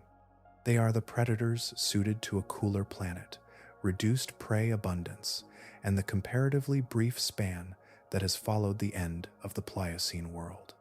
Their bodies reveal the conditions under which they evolved rather than the limits of what evolution can achieve. Earlier oceans, warmed by different climates and sustained by richer ecosystems across millions of additional years, demonstrate that life has repeatedly reached far beyond the scale familiar today. The long history of marine predators suggests that the sea has never stopped experimenting. It has simply continued building whatever ruler its changing world makes possible. The creatures that ruled the ancient seas left behind more than enormous skeletons and scattered teeth. Their greatest legacy was written into the bodies of countless other animals that survived beside them. Every apex predator carried influence far beyond the prey it captured. Across millions of years, each one steadily reshaped the appearance, behavior, and evolution of entire ecosystems, altering lives it never directly touched and guiding the direction of ocean history itself. In the Devonian seas, Dunkleosteus stood at the summit with jaws unlike anything that had existed before. Those sharpened bony blades were capable of slicing through protective plating that had once offered reliable defense. Other placoderms responded through generation after generation by developing thicker armor, more elaborate head shields, and increasingly complex arrangements of bone across the front of the body.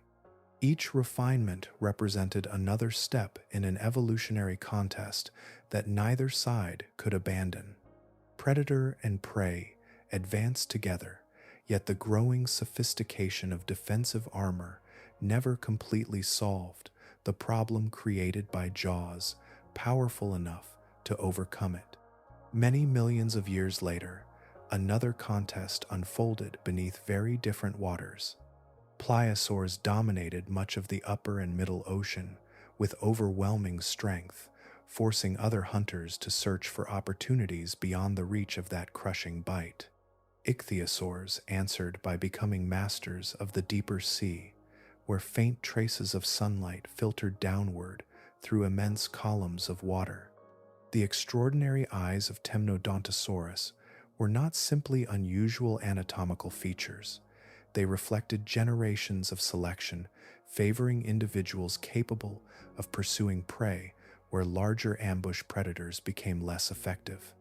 Evolution had transformed vision itself into a pathway away from competition and danger.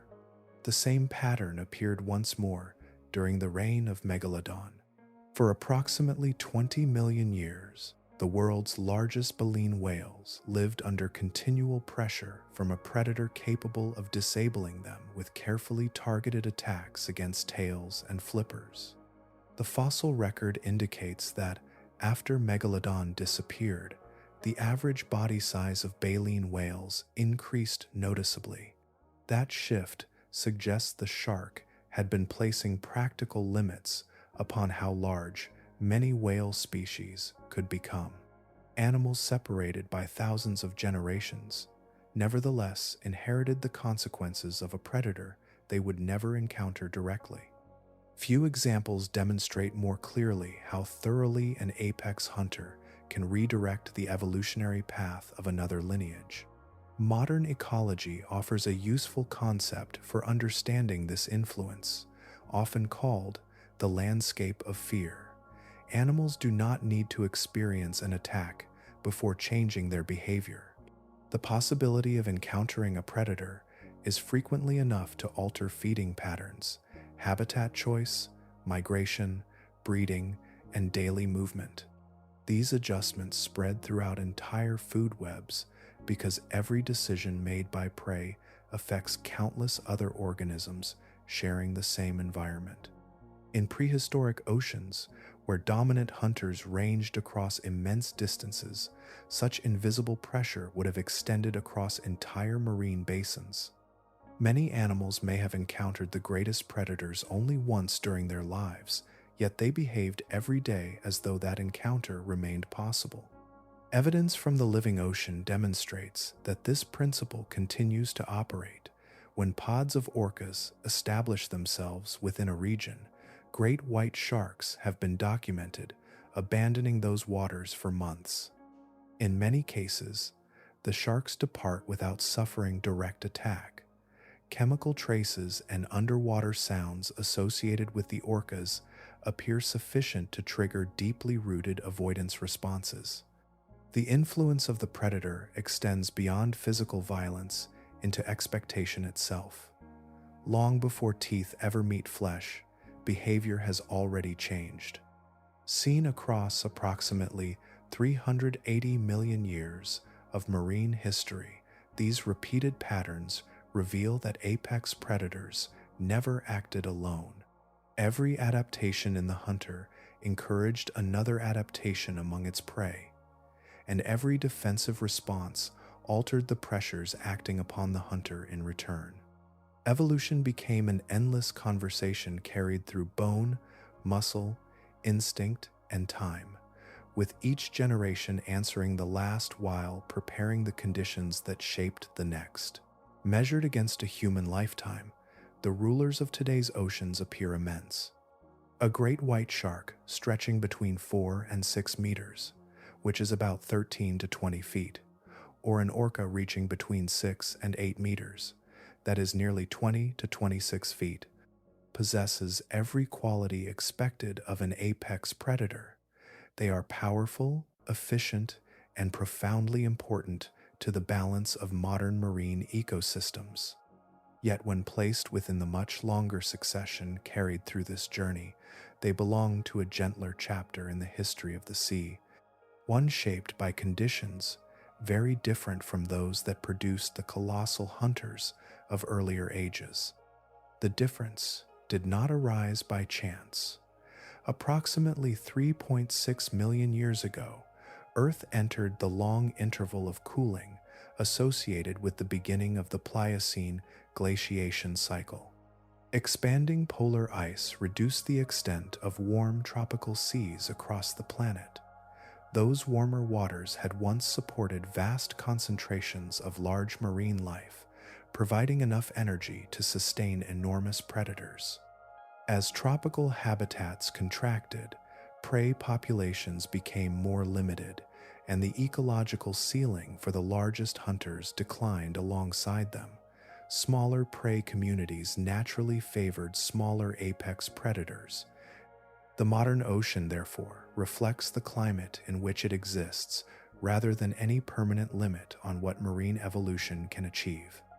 The conditions inherited by living predators changed again during the recent history of our own species. Commercial whaling removed an estimated between 2 million and 3 million large whales from the oceans during the 20th century alone. Such a reduction in whale biomass represents a profound alteration of the marine food web. Any predator dependent upon abundant populations of enormous whales would have encountered a dramatically different environment afterward.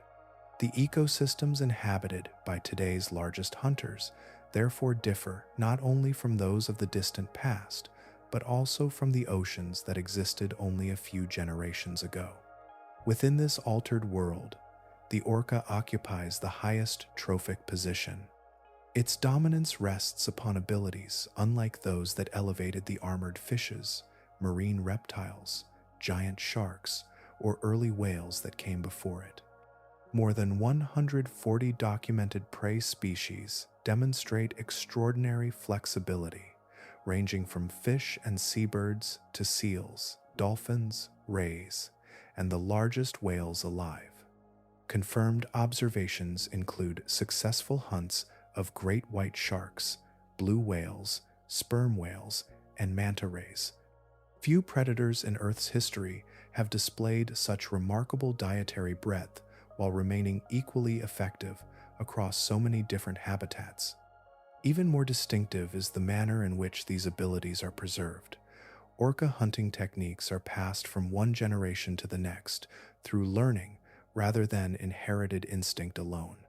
Young individuals observe experienced members of their family practicing specialized behaviors until they become skilled participants themselves. Different populations have developed unique traditions adapted to local environments, pursuing different prey with methods unknown to neighboring groups. Marine biologists describe these enduring differences as distinct cultures existing within a single species, an observation almost without parallel among the great predators that have preceded them. Seen within the perspective of hundreds of millions of years, the orca represents something genuinely new. Previous rulers of the oceans depended primarily upon greater size, heavier armor, sharper teeth, stronger jaws, or overwhelming physical force. The orca certainly possesses formidable strength, yet its defining advantage lies elsewhere. Cooperation, communication, memory, and learned behavior have become the principal tools through which it maintains its position. For the first time in the long succession of marine apex predators, intelligence itself has become the most important adaptation for ruling the sea. That distinction does not mark the conclusion of the ocean's predatory history. It simply identifies the present chapter in a narrative that has continued through repeated extinctions, changing climates, and entirely different branches of life. The seas have never preserved a single champion forever. Instead, they have continually reshaped the highest place in the food chain to match the world that existed at the time, leaving the modern ocean as one more moment in an unfolding story that remains unfinished. Across the immense span already traveled, a pattern begins to stand apart from the individual creatures themselves. Every great predator inherited an ocean shaped by catastrophe, opportunity, and survival, yet none simply restored what had existed before. During approximately 380 million years of changing seas, the highest place in the marine food chain was occupied again and again, but never by the same design twice. Each successor arrived from a different branch of life, carrying a body unlike its predecessor and mastering the ocean through an entirely different strategy. That outcome runs against ordinary intuition.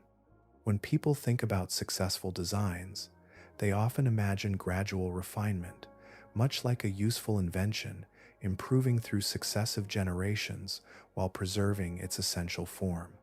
It seems natural to expect that the most effective marine predator would remain the foundation for whatever followed, becoming steadily more specialized as time passed. The fossil record tells another story. Each great transition appears not as a careful improvement upon an older blueprint, but as an interruption. One dominant lineage vanished, another unrelated lineage emerged, and the shape of supremacy was reinvented rather than revised.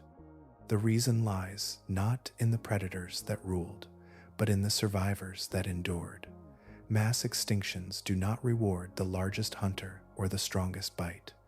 They favor organisms capable of persisting through conditions that make previous ecosystems impossible. Small bodies require less food. Flexible diets allow adaptation when familiar prey disappears. Generalist habits become more valuable than perfect specialization. Once the crisis has passed, evolution cannot reconstruct what has been lost from memory alone. It can shape only those lineages that remain alive. The foundation for the next apex predator is therefore determined not by the champion of the previous world, but by the survivors scattered through its aftermath. Few examples reveal this principle more clearly than the rise of marine mammals. At the close of the Cretaceous-Paleogene extinction, the Mosasaurs disappeared together with the other great marine reptiles that had dominated the oceans for millions of years. The ancestors of whales survived for entirely different reasons. They belonged to small, warm-blooded mammals whose flexible biology allowed persistence through collapsing ecosystems. Over many millions of years, descendants of those modest survivors returned to the sea, eventually giving rise to Basilosaurus, then much later to Livyatan, and ultimately to the modern orca. Had those early mammals vanished alongside the great reptiles, the next ruler of the oceans would never have been a whale. Another surviving lineage would have become the raw material from which evolution fashioned a completely different solution. This same principle also explains why marine apex predators appear, in many respects, to have grown more sophisticated across deep time. Every surviving lineage carried abilities unavailable to those that came before. Warm-blooded physiology supported greater endurance. Echolocation opened a sensory world hidden within dark water. Expanding brains supported memory, social learning, and increasingly coordinated hunting. Cooperative behavior transformed groups of individuals into remarkably effective predators. None of these innovations emerged because evolution pursued a predetermined destination. They appeared because each extinction reshuffled the available possibilities before natural selection began building again. Seen together, these transitions reveal something broader than the history of remarkable animals. The ocean never searched for one perfect predator waiting to be discovered. Instead, it repeatedly accepted whatever life had preserved, then shaped that inheritance through countless generations until another dominant hunter emerged. The destination changed because the starting point changed. Given enough time and enough environmental pressure, life continued producing new answers from entirely different beginnings, each reflecting the survivors that happened to remain when the previous age had ended. Within that enduring rhythm rests an observation extending beyond paleontology itself, touching the deeper character of life and its extraordinary capacity to begin again without ever repeating exactly what came before. There is another way to look across this immense history, one that asks less about the creatures themselves and more about the ocean that carried them all. The familiar image of the sea, broad blue horizons, whales rising through gentle swells, dolphins crossing the surface, coral reefs filled with brilliant fish, feels timeless because it is the only ocean humanity has ever known. Paleontology suggests something very different. The modern sea is not the permanent face of Earth's waters. It is one chapter within a much longer story, shaped by a comparatively cool climate, reduced warm seas, and ecosystems that support fewer giant predators than many earlier ages once sustained. The geological record places that perspective into remarkable focus. Across most of the last 500 million years, Earth was warmer than it is today. Polar ice was often greatly reduced or entirely absent. Sea levels stood much higher, allowing warm, shallow seas to spread across broad continental shelves. Sunlight reached immense stretches of productive coastal water where nutrients circulated through flourishing food webs. Those conditions supported extraordinary biological abundance, providing enough energy to sustain predators whose scale now seems almost improbable. The ages of Dunkleosteus, the great pliosaurs, the Mosasaurus, and much later Megalodon were not isolated moments when nature briefly exceeded its limits. They reflected environmental conditions that persisted for vast intervals of geological time, making such oceans far more ordinary than exceptional. Seen from that perspective, the present becomes something unexpectedly unusual. We inhabit a water world whose oceans remain immense beyond ordinary comprehension, yet we encounter them during one of their comparatively restrained periods. Cooler global temperatures have reduced the extent of tropical seas. Productive coastal habitats occupy less of the planet than they once did. The succession of giant predators that dominated earlier oceans has given way to remarkable animals adapted to different circumstances. Their achievements remain extraordinary, yet measured against the immense record preserved beneath layers of ancient sediment, they belong to a calmer chapter in the history of marine life. This observation does not describe ecological decline across deep time, nor does it suggest that today's ocean lacks complexity or vitality. It simply reflects the character of the planet across hundreds of millions of years. Earth has repeatedly demonstrated the capacity to produce ecosystems rich enough to sustain hunters of astonishing size, strength, and specialization. Those conditions emerged whenever climate, geography, and biological opportunity aligned. They disappeared when those circumstances changed, only to return again under different arrangements. The processes capable of shaping such worlds have never vanished from the planet itself. They remain woven into the same geological forces that continue raising mountains, shifting continents, and altering climate across immense spans of time. Perhaps the deepest connection lies within the water itself. Every wave crossing the modern ocean belongs to a system that has endured through every age explored in this journey. Molecules carried by today's currents have passed through ancient seas countless times as part of the endless circulation of the planet. They have flowed above armored fishes, beneath the immense shadows of pliosaurs, alongside serpent-like whales, and through waters ruled by sharks whose teeth remain scattered across continents. The chemistry linking those oceans to the present has never been broken, even as the creatures inhabiting them have changed beyond recognition. Standing before the sea today, therefore, means looking into something far older than the living communities visible at its surface. Beneath familiar coastlines rests the accumulated memory of worlds separated by hundreds of millions of years, each filled with predators perfectly suited to its own age. The ocean itself remains the enduring constant. Its currents continue their ancient circulation, carrying forward a history written not only in fossils beneath stone, but also in the same vast body of water that still surrounds the continents, connecting the present moment to every ocean that came before. Absence can shape a world as surely as presence. After following the succession of immense hunters across hundreds of millions of years, the question gradually changes. It is no longer only about what these animals were or how they hunted, but about what vanished when each of them disappeared. Every apex predator leaves more behind than fossilized teeth, scattered vertebrae, or impressions in ancient stone. It also leaves an ecological space that once influenced every level of the living community surrounding it. Some of those consequences can still be measured. The disappearance of Megalodon removed the immense predatory pressure that had constrained the evolution of large baleen whales for roughly 20 million years.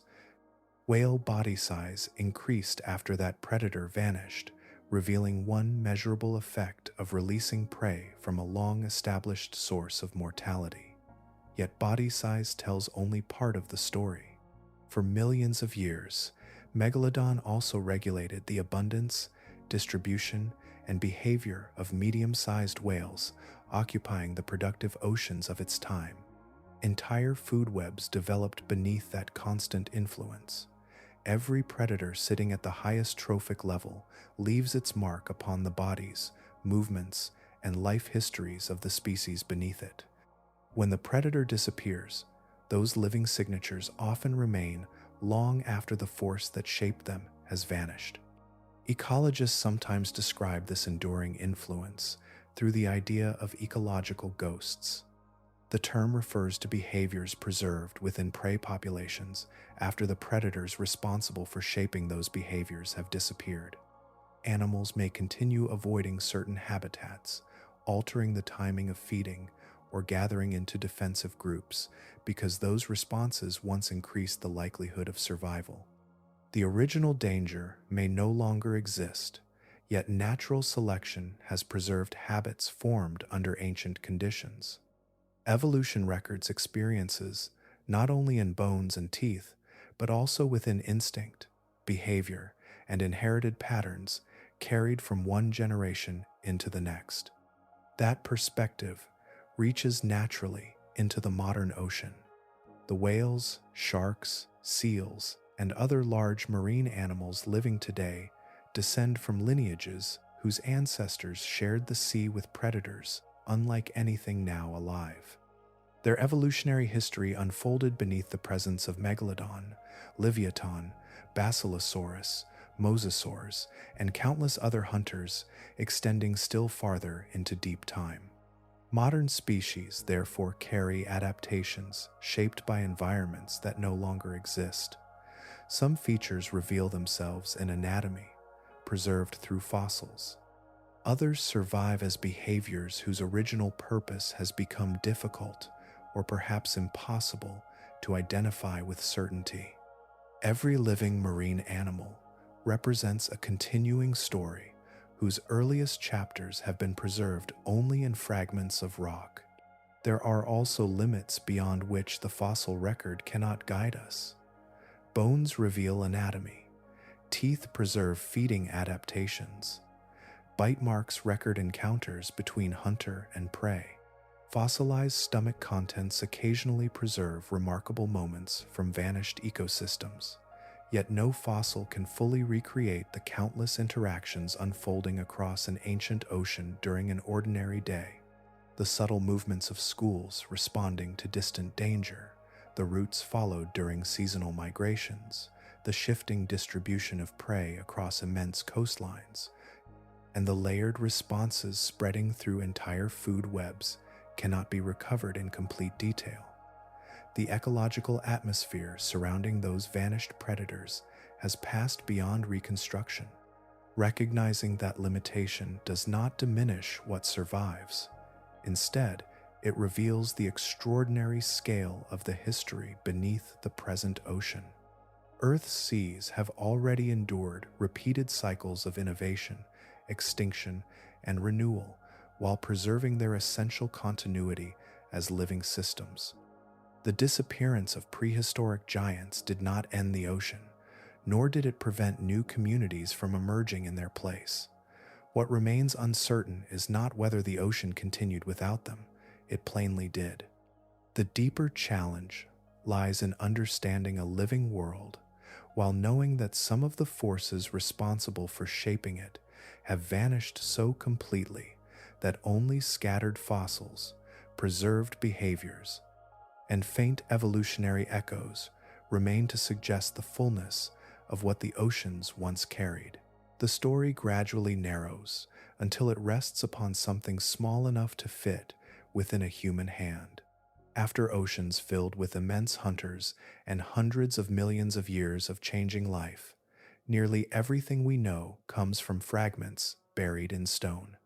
The fossil record is not a complete archive waiting to be opened. It is a collection of scattered remains, preserved by remarkable chance, assembled with patience, comparison, and careful imagination into the closest picture science can produce of vanished worlds. Every great predator encountered along this journey survives in that incomplete form. Dunkleosteus is known chiefly from the massive armored plates surrounding its head, while the softer portions of its body remain uncertain. Helicoprion endured in scientific mystery because isolated spiral tooth whorls appeared long before anyone understood where they belonged. The immense pliosaur, once informally called Predator 10, was reconstructed from roughly 20,000 separate bone fragments that researchers spent years cleaning, identifying, and fitting together before the animal finally emerged from the surrounding rock.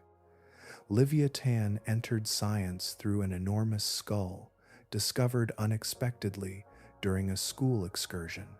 Megalodon, despite its extraordinary reputation, is represented primarily by teeth and scattered vertebrae because cartilage rarely survives the fossilization process well enough to preserve an entire skeleton. That incompleteness carries an important meaning. The extraordinary predators that ruled ancient oceans are understood through the smallest surviving portion of their existence, not through the entirety of what they once were. Every estimate of body length rests upon anatomical comparison.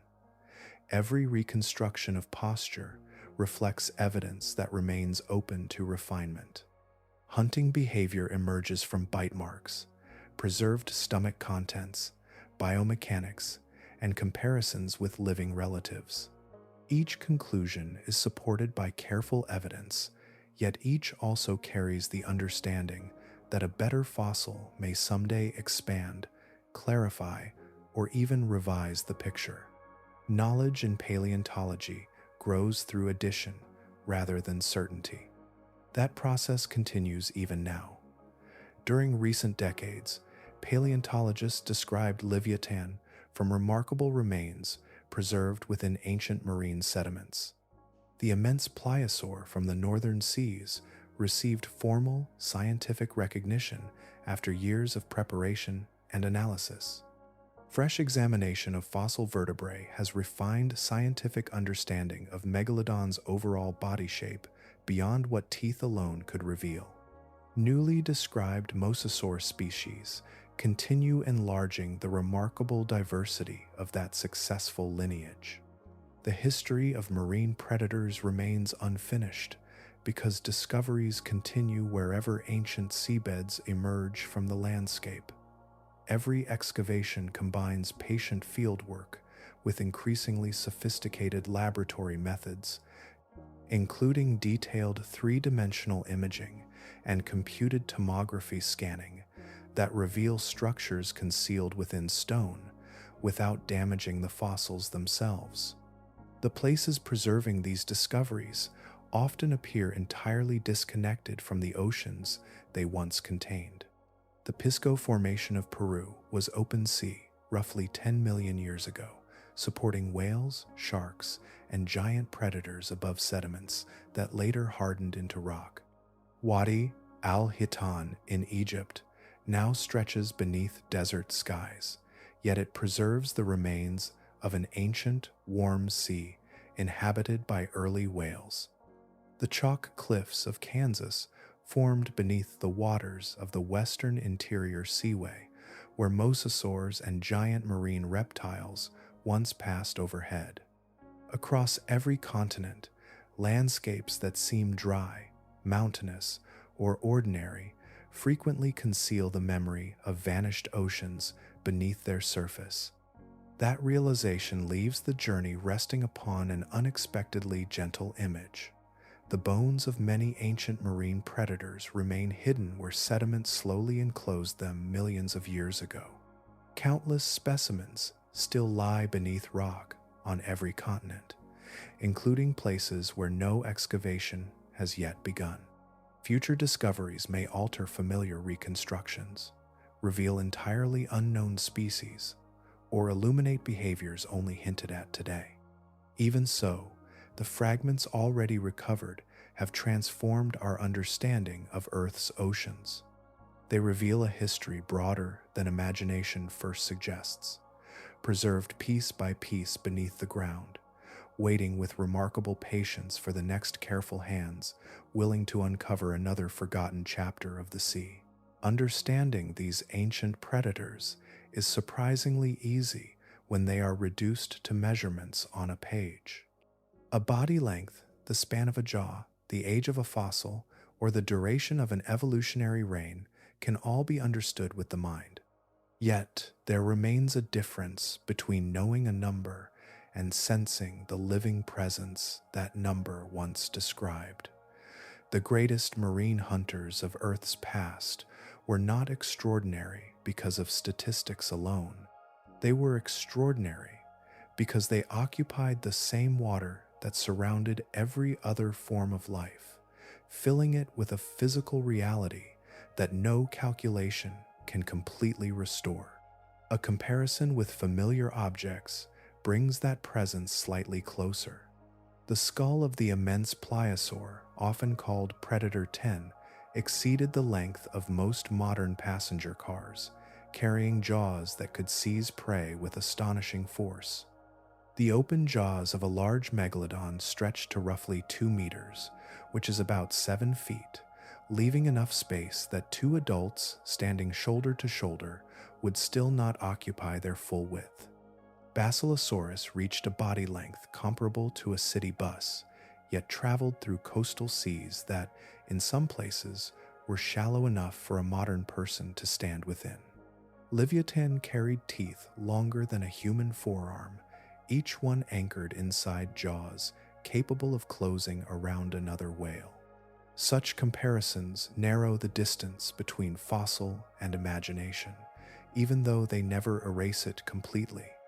Even those images remain incomplete because these animals did not exist beneath the constant clarity often shown in artwork.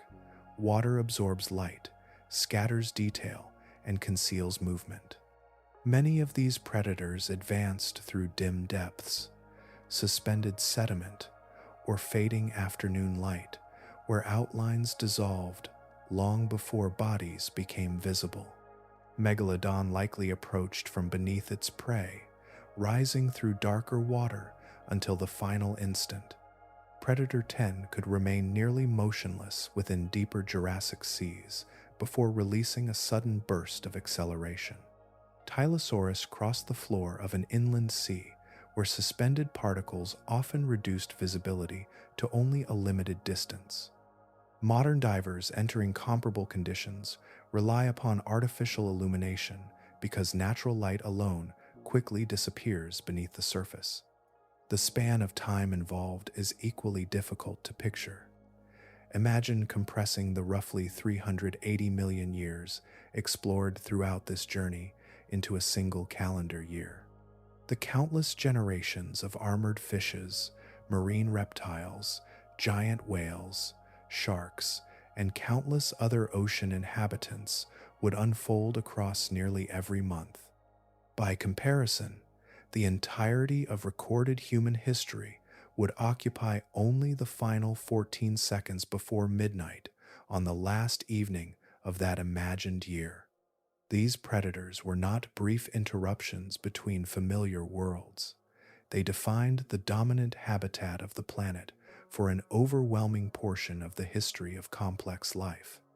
That perspective also places humanity into a different relationship with the sea itself. Our species emerged upon land and approached the oceans gradually, learning first to follow coastlines before venturing farther from shore.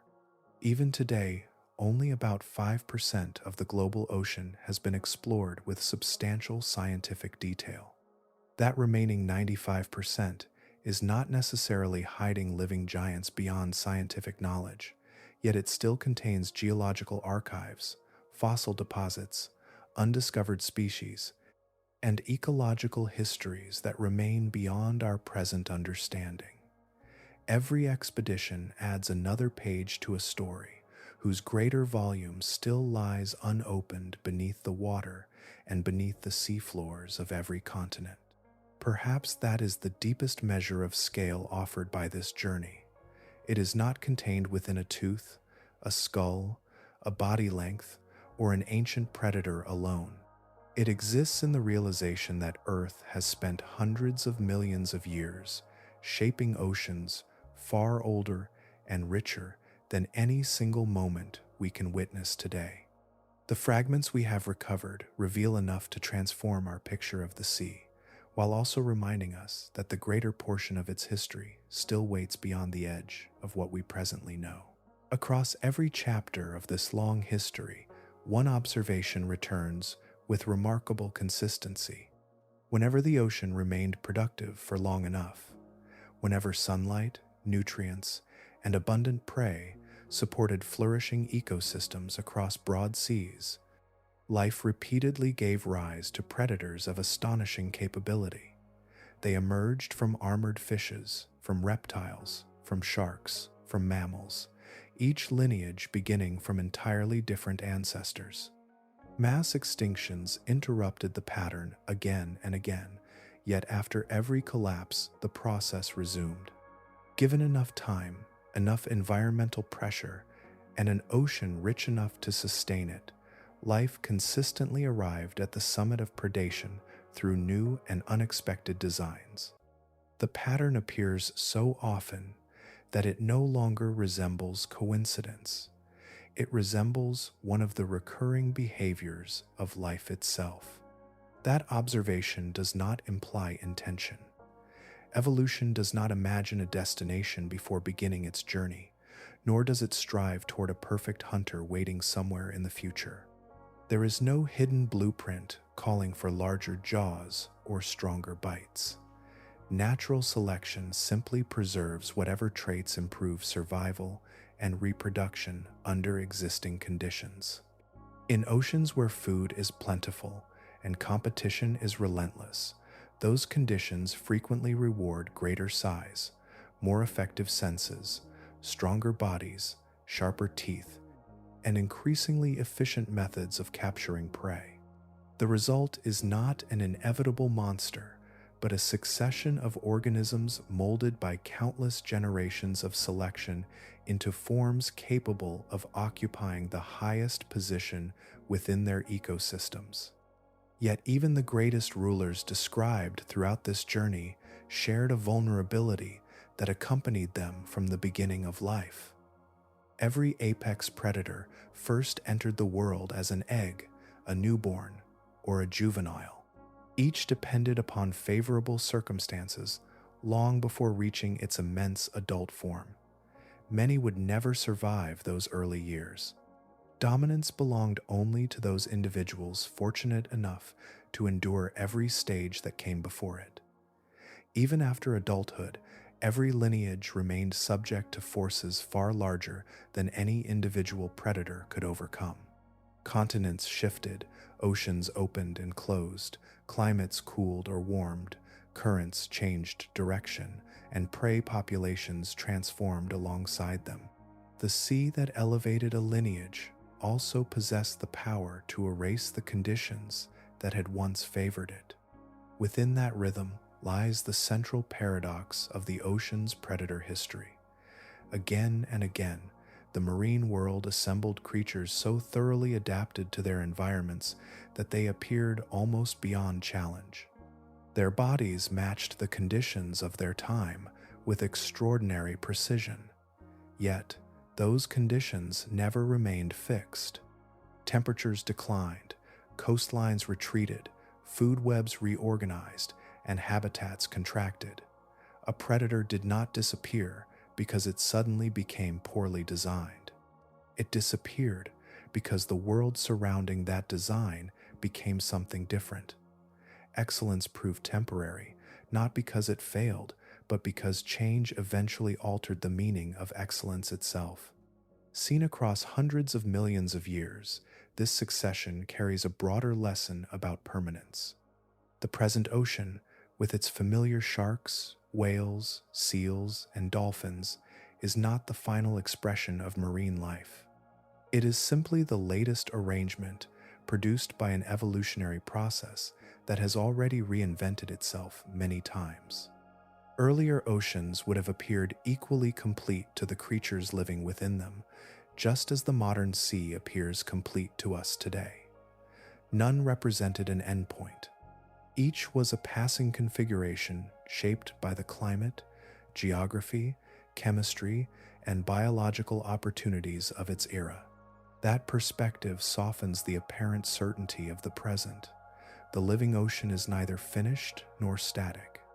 It remains part of a process, extending across roughly 500 million years, a process that has endured catastrophic extinctions, dramatic climatic shifts, and repeated biological reinventions without exhausting its capacity for novelty.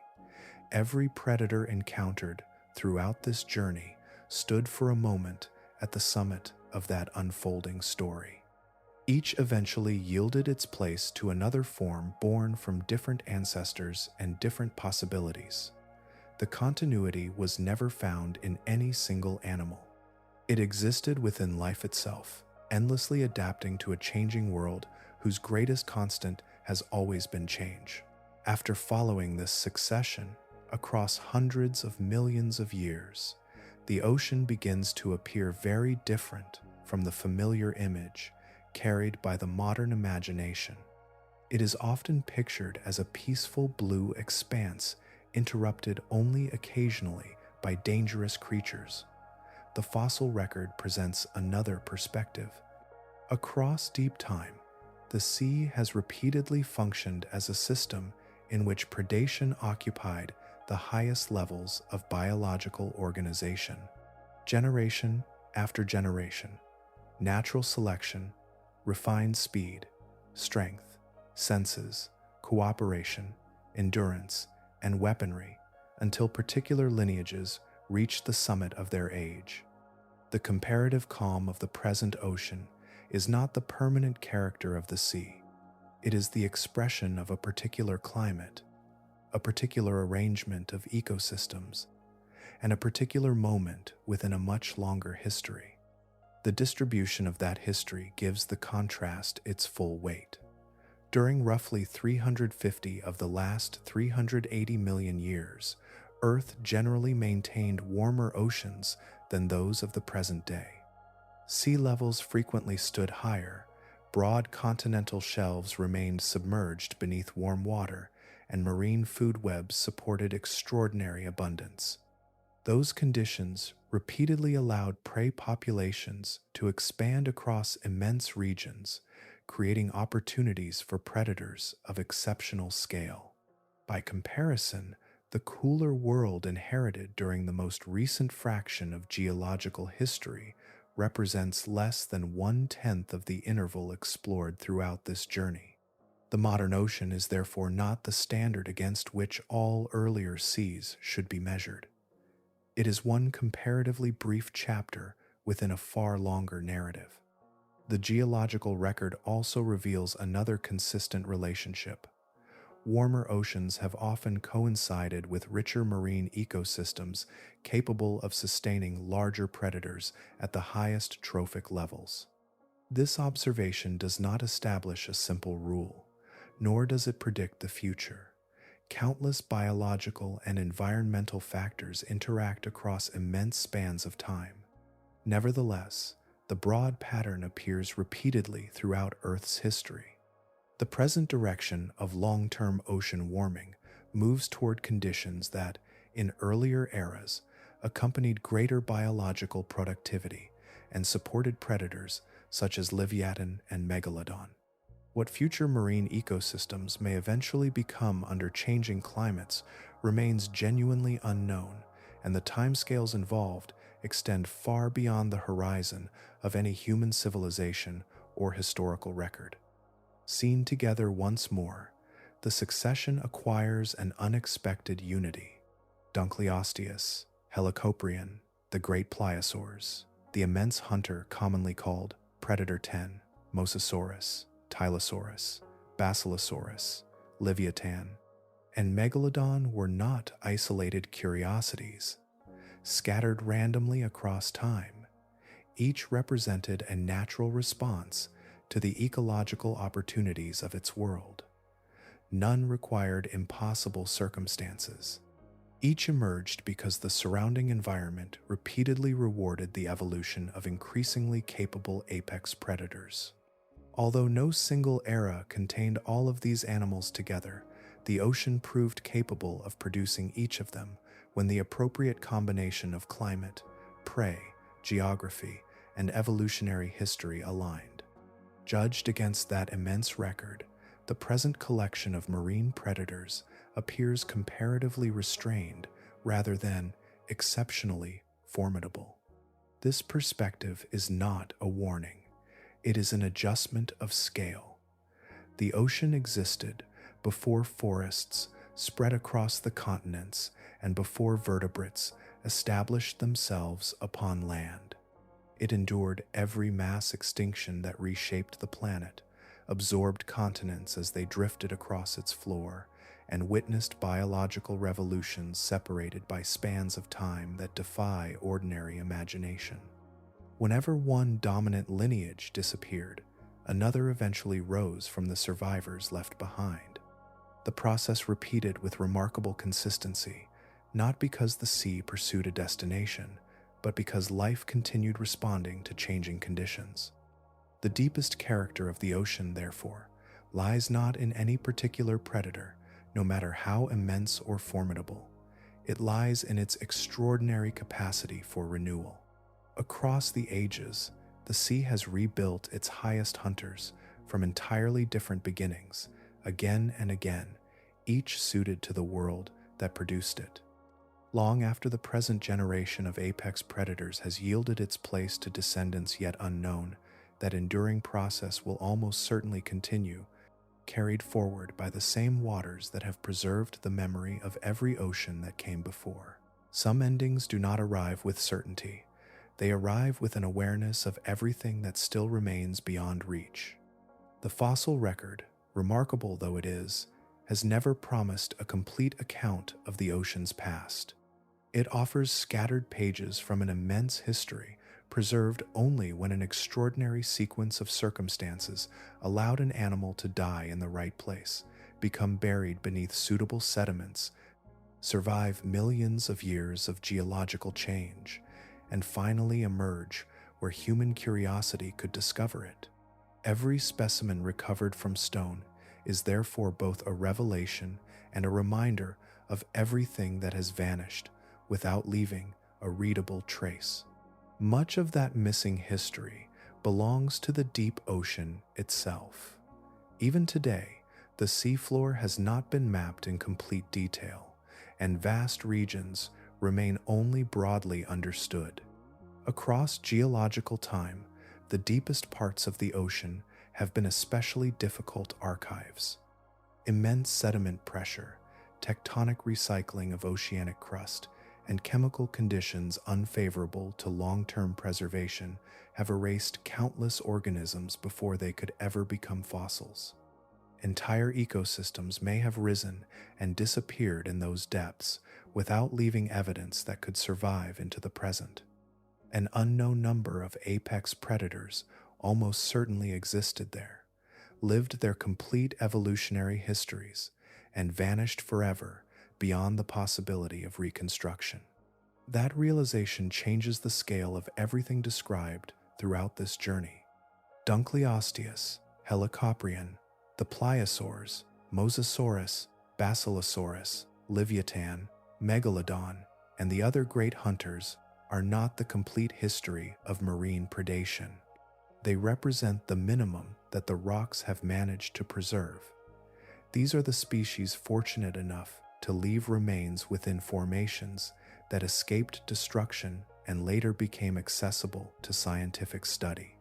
The actual succession of dominant marine predators was almost certainly broader, more diverse, and more complex than the surviving fossil record can presently reveal. By how much, no one can honestly determine. Even the animals known with confidence continue to hold important mysteries. The complete body shape of Megalodon has never been confirmed because its skeleton consisted primarily of cartilage, a material that rarely survives the immense passage of geological time. Livyatan is understood through its skull, teeth, and comparisons with living sperm whales, allowing informed inferences about its behavior without providing direct observation. The immense pliosaur, commonly known as Predator 10, is represented by only a limited number of individuals, leaving the full range of variation within the species uncertain. Every reconstruction presented throughout this story rests upon the strongest available evidence while remaining open to revision whenever new discoveries emerge from the rocks. Beyond those specific uncertainties lies a larger question that no fossil can presently answer. At this moment in Earth's history, the orca occupies the highest position among marine predators through a combination of intelligence, social learning, cooperation, and cultural transmission of hunting techniques. That strategy differs fundamentally from the immense jaws and overwhelming physical force that characterized many earlier rulers of the sea. Whether this represents a lasting evolutionary direction or merely another temporary solution shaped by present conditions cannot yet be known. The fossil record records only completed chapters. It cannot describe futures that have not unfolded. Perhaps that is the most appropriate place to leave this long passage through deep time.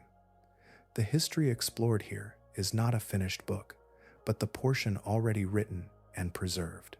Every expedition, every newly exposed cliff, every desert that was once an ancient seafloor, and every carefully prepared fossil has the potential to add another sentence to that narrative. The ocean itself continues unchanged in its vast continuity, carrying forward a process that began hundreds of millions of years before human beings existed. What it has already revealed is extraordinary. What remains concealed beneath stone, beneath sediment, and beneath waters that have yet to be fully understood belongs to a story that is still unfolding, one shaped by a planet whose greatest habitat has never ceased creating possibilities beyond the limits of our present knowledge. Long after the living animal has disappeared, something of its presence remains. Not its movement through the water, nor the sound of its passage, nor the countless generations that followed it across vanished seas. What endures are fragments, lifted from stone into human hands, carrying across immense spans of time the simplest possible message that this creature once existed. The oceans changed, continents drifted, climates rose and fell, yet these scattered remnants continued their patient journey toward discovery. The armored headplates of Dunkleosteus now rest within museum collections in Cleveland, preserved far from the ancient waters where they once met living currents. Megalodon teeth emerge from beaches on every continent, uncovered not only by scientists, but by ordinary people walking along the shoreline with no expectation of encountering deep time beneath their feet. The great skull of Livyatan is housed in a museum in Lima, recovered from a desert in Peru that was once covered by an open sea filled with whales. The fragmentary remains of the immense pliosaur, known as Predator 10, are preserved in Norway after years of careful reconstruction. Basilosaurus skeletons rest within the Egyptian landscape in a place remembered as the Valley of the Whales, a name given long before anyone understood the remarkable history written beneath the desert floor. There is something remarkable in the simple fact that these discoveries remain possible. The oceans that carried these predators no longer exist in the forms they once assumed, yet the physical record of those vanished worlds still surrounds us. Layer upon layer of ancient seabed, hardened into rock, folded upward by geological forces, exposed through erosion, and scattered across continents that once lay beneath warm marine waters. Every fossil recovered from those formations reminds us that the history of the sea has never entirely disappeared. It has merely changed its language, exchanging living ecosystems for mineral impressions preserved within stone. To hold a megalodon tooth is to encounter that transformation in its most immediate form. A typical specimen may measure about 18 centimeters, that is nearly 7 inches, and its surprising weight settles naturally into the palm. Along its edges, the serrations often remain distinct enough to mark soft material despite the immense interval since they last belonged to a living jaw. That single tooth grew within an animal about 18 meters long, which is about 59 feet, moving through an ocean roughly 10 million years before the present. Now it rests in the hands of a person living in a world shaped by civilizations, languages, and technologies that the animal could never have encountered. Between those two moments lies almost the entire course of human evolutionary history. Perhaps the greatest wonder of the fossil record is not merely what it preserves, but where it preserves it. The teeth, bones, scales, and shells of extraordinary creatures became part of the same rocks that later formed towering cliffs, winding riverbeds, broad deserts, and mountain slopes across every continent. Landscapes admired for their beauty are often libraries whose pages remain unread by those passing across them. Beneath familiar ground rests an archive assembled without intention, recording lives that ended hundreds of millions of years before the first human footsteps appeared. That archive is still incomplete. Across deserts that once formed ancient seafloors, within hillsides that have never been carefully surveyed, beneath layers of stone that no hammer has yet touched, there are fossils waiting without urgency. Among them may rest the bones of a predator unlike any presently known, ruler of an oceanic chapter that has not yet been recognized, belonging to an age still lacking its defining discovery. One day, someone may notice an unusual shape within the rock, almost by accident, lift it into the light, and spend the years that follow learning the identity of an animal that patiently waited through deep time to be understood. Nothing in the ocean remains fixed for long enough to become permanent. Currents shift across entire basins, climates drift over immense spans of time, and living communities gradually reorganize themselves in response to conditions that no individual organism can perceive. Even now, while the modern ocean appears familiar to those who study it, change continues beneath the surface. Ocean temperatures are rising. The geographic reach of warmer water is expanding toward conditions that have appeared many times in Earth's past, and countless marine species are gradually adjusting the boundaries of their ranges. Predator and prey alike are entering environments that would once have belonged to different communities, carrying with them new interactions that will unfold across generations rather than lifetimes. The long record preserved in ancient seafloors suggests that such environmental transitions have rarely remained isolated events. Again and again, across roughly 380 million years of apex predator history, broad changes in ocean conditions were eventually followed by equally profound changes in the animals that occupied the highest level of the food web. Productive seas supported abundant prey. Abundant prey supported larger hunters, and those hunters reshaped entire ecosystems before yielding their place to successors adapted to different worlds. The connection between warmer oceans, expanding biological productivity, and the scale of apex predators appears with remarkable consistency throughout the fossil record. Emerging from lineages separated by vast distances in time. What these observations ultimately mean for the future remains uncertain. The processes recorded in ancient rocks unfolded across intervals so immense that they extend far beyond the span of recorded civilization. Science cannot yet determine whether the environmental changes taking place today will someday contribute to another increase in the size or nature of marine apex predators, or whether entirely different evolutionary pathways will emerge from the conditions now developing. The fossil record offers no timetable that can be applied to the present. It simply reveals that every major transformation of the ocean eventually produced new ecological arrangements, and within those arrangements, life repeatedly discovered fresh solutions to the enduring challenge of survival. Across those countless chapters, remarkable forms appeared, one after another, each revealing a different expression of predatory mastery. There was the armored hunter whose self-sharpening jaws sliced through defenses that seemed impossible to overcome. There was the ancient fish whose spiral arrangement of teeth puzzled generations before its true design became clear. Vast marine reptiles dominated entire ages, while others ruled inland seas that no longer exist. One lineage gave rise to whales that hunted other whales close to the places where new life entered the world. Another produced a predator with teeth longer than a human forearm, capable of seizing prey nearly its own size. Still another refined the pursuit of giant baleen whales with extraordinary efficiency. None of these creatures belong to legend, embellishment, or imagination.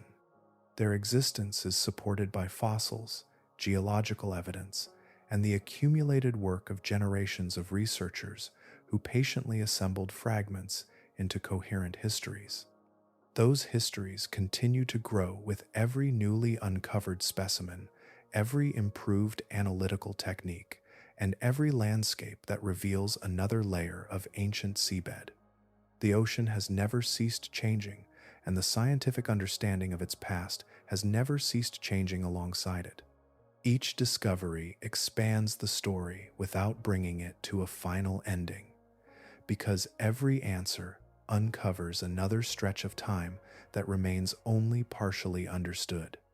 Perhaps that is the most enduring lesson carried by the stones beneath our feet. The ocean has never possessed a final form. It has rebuilt itself after extinctions, reshaped its ecosystems under changing climates, and repeatedly produced predators unlike anything that came before them. The history preserved within fossil rock on every continent is not merely a record of what the ocean once contained. It is a record of what the ocean has always been capable of creating, and of a living world whose capacity for change has never truly come to an end.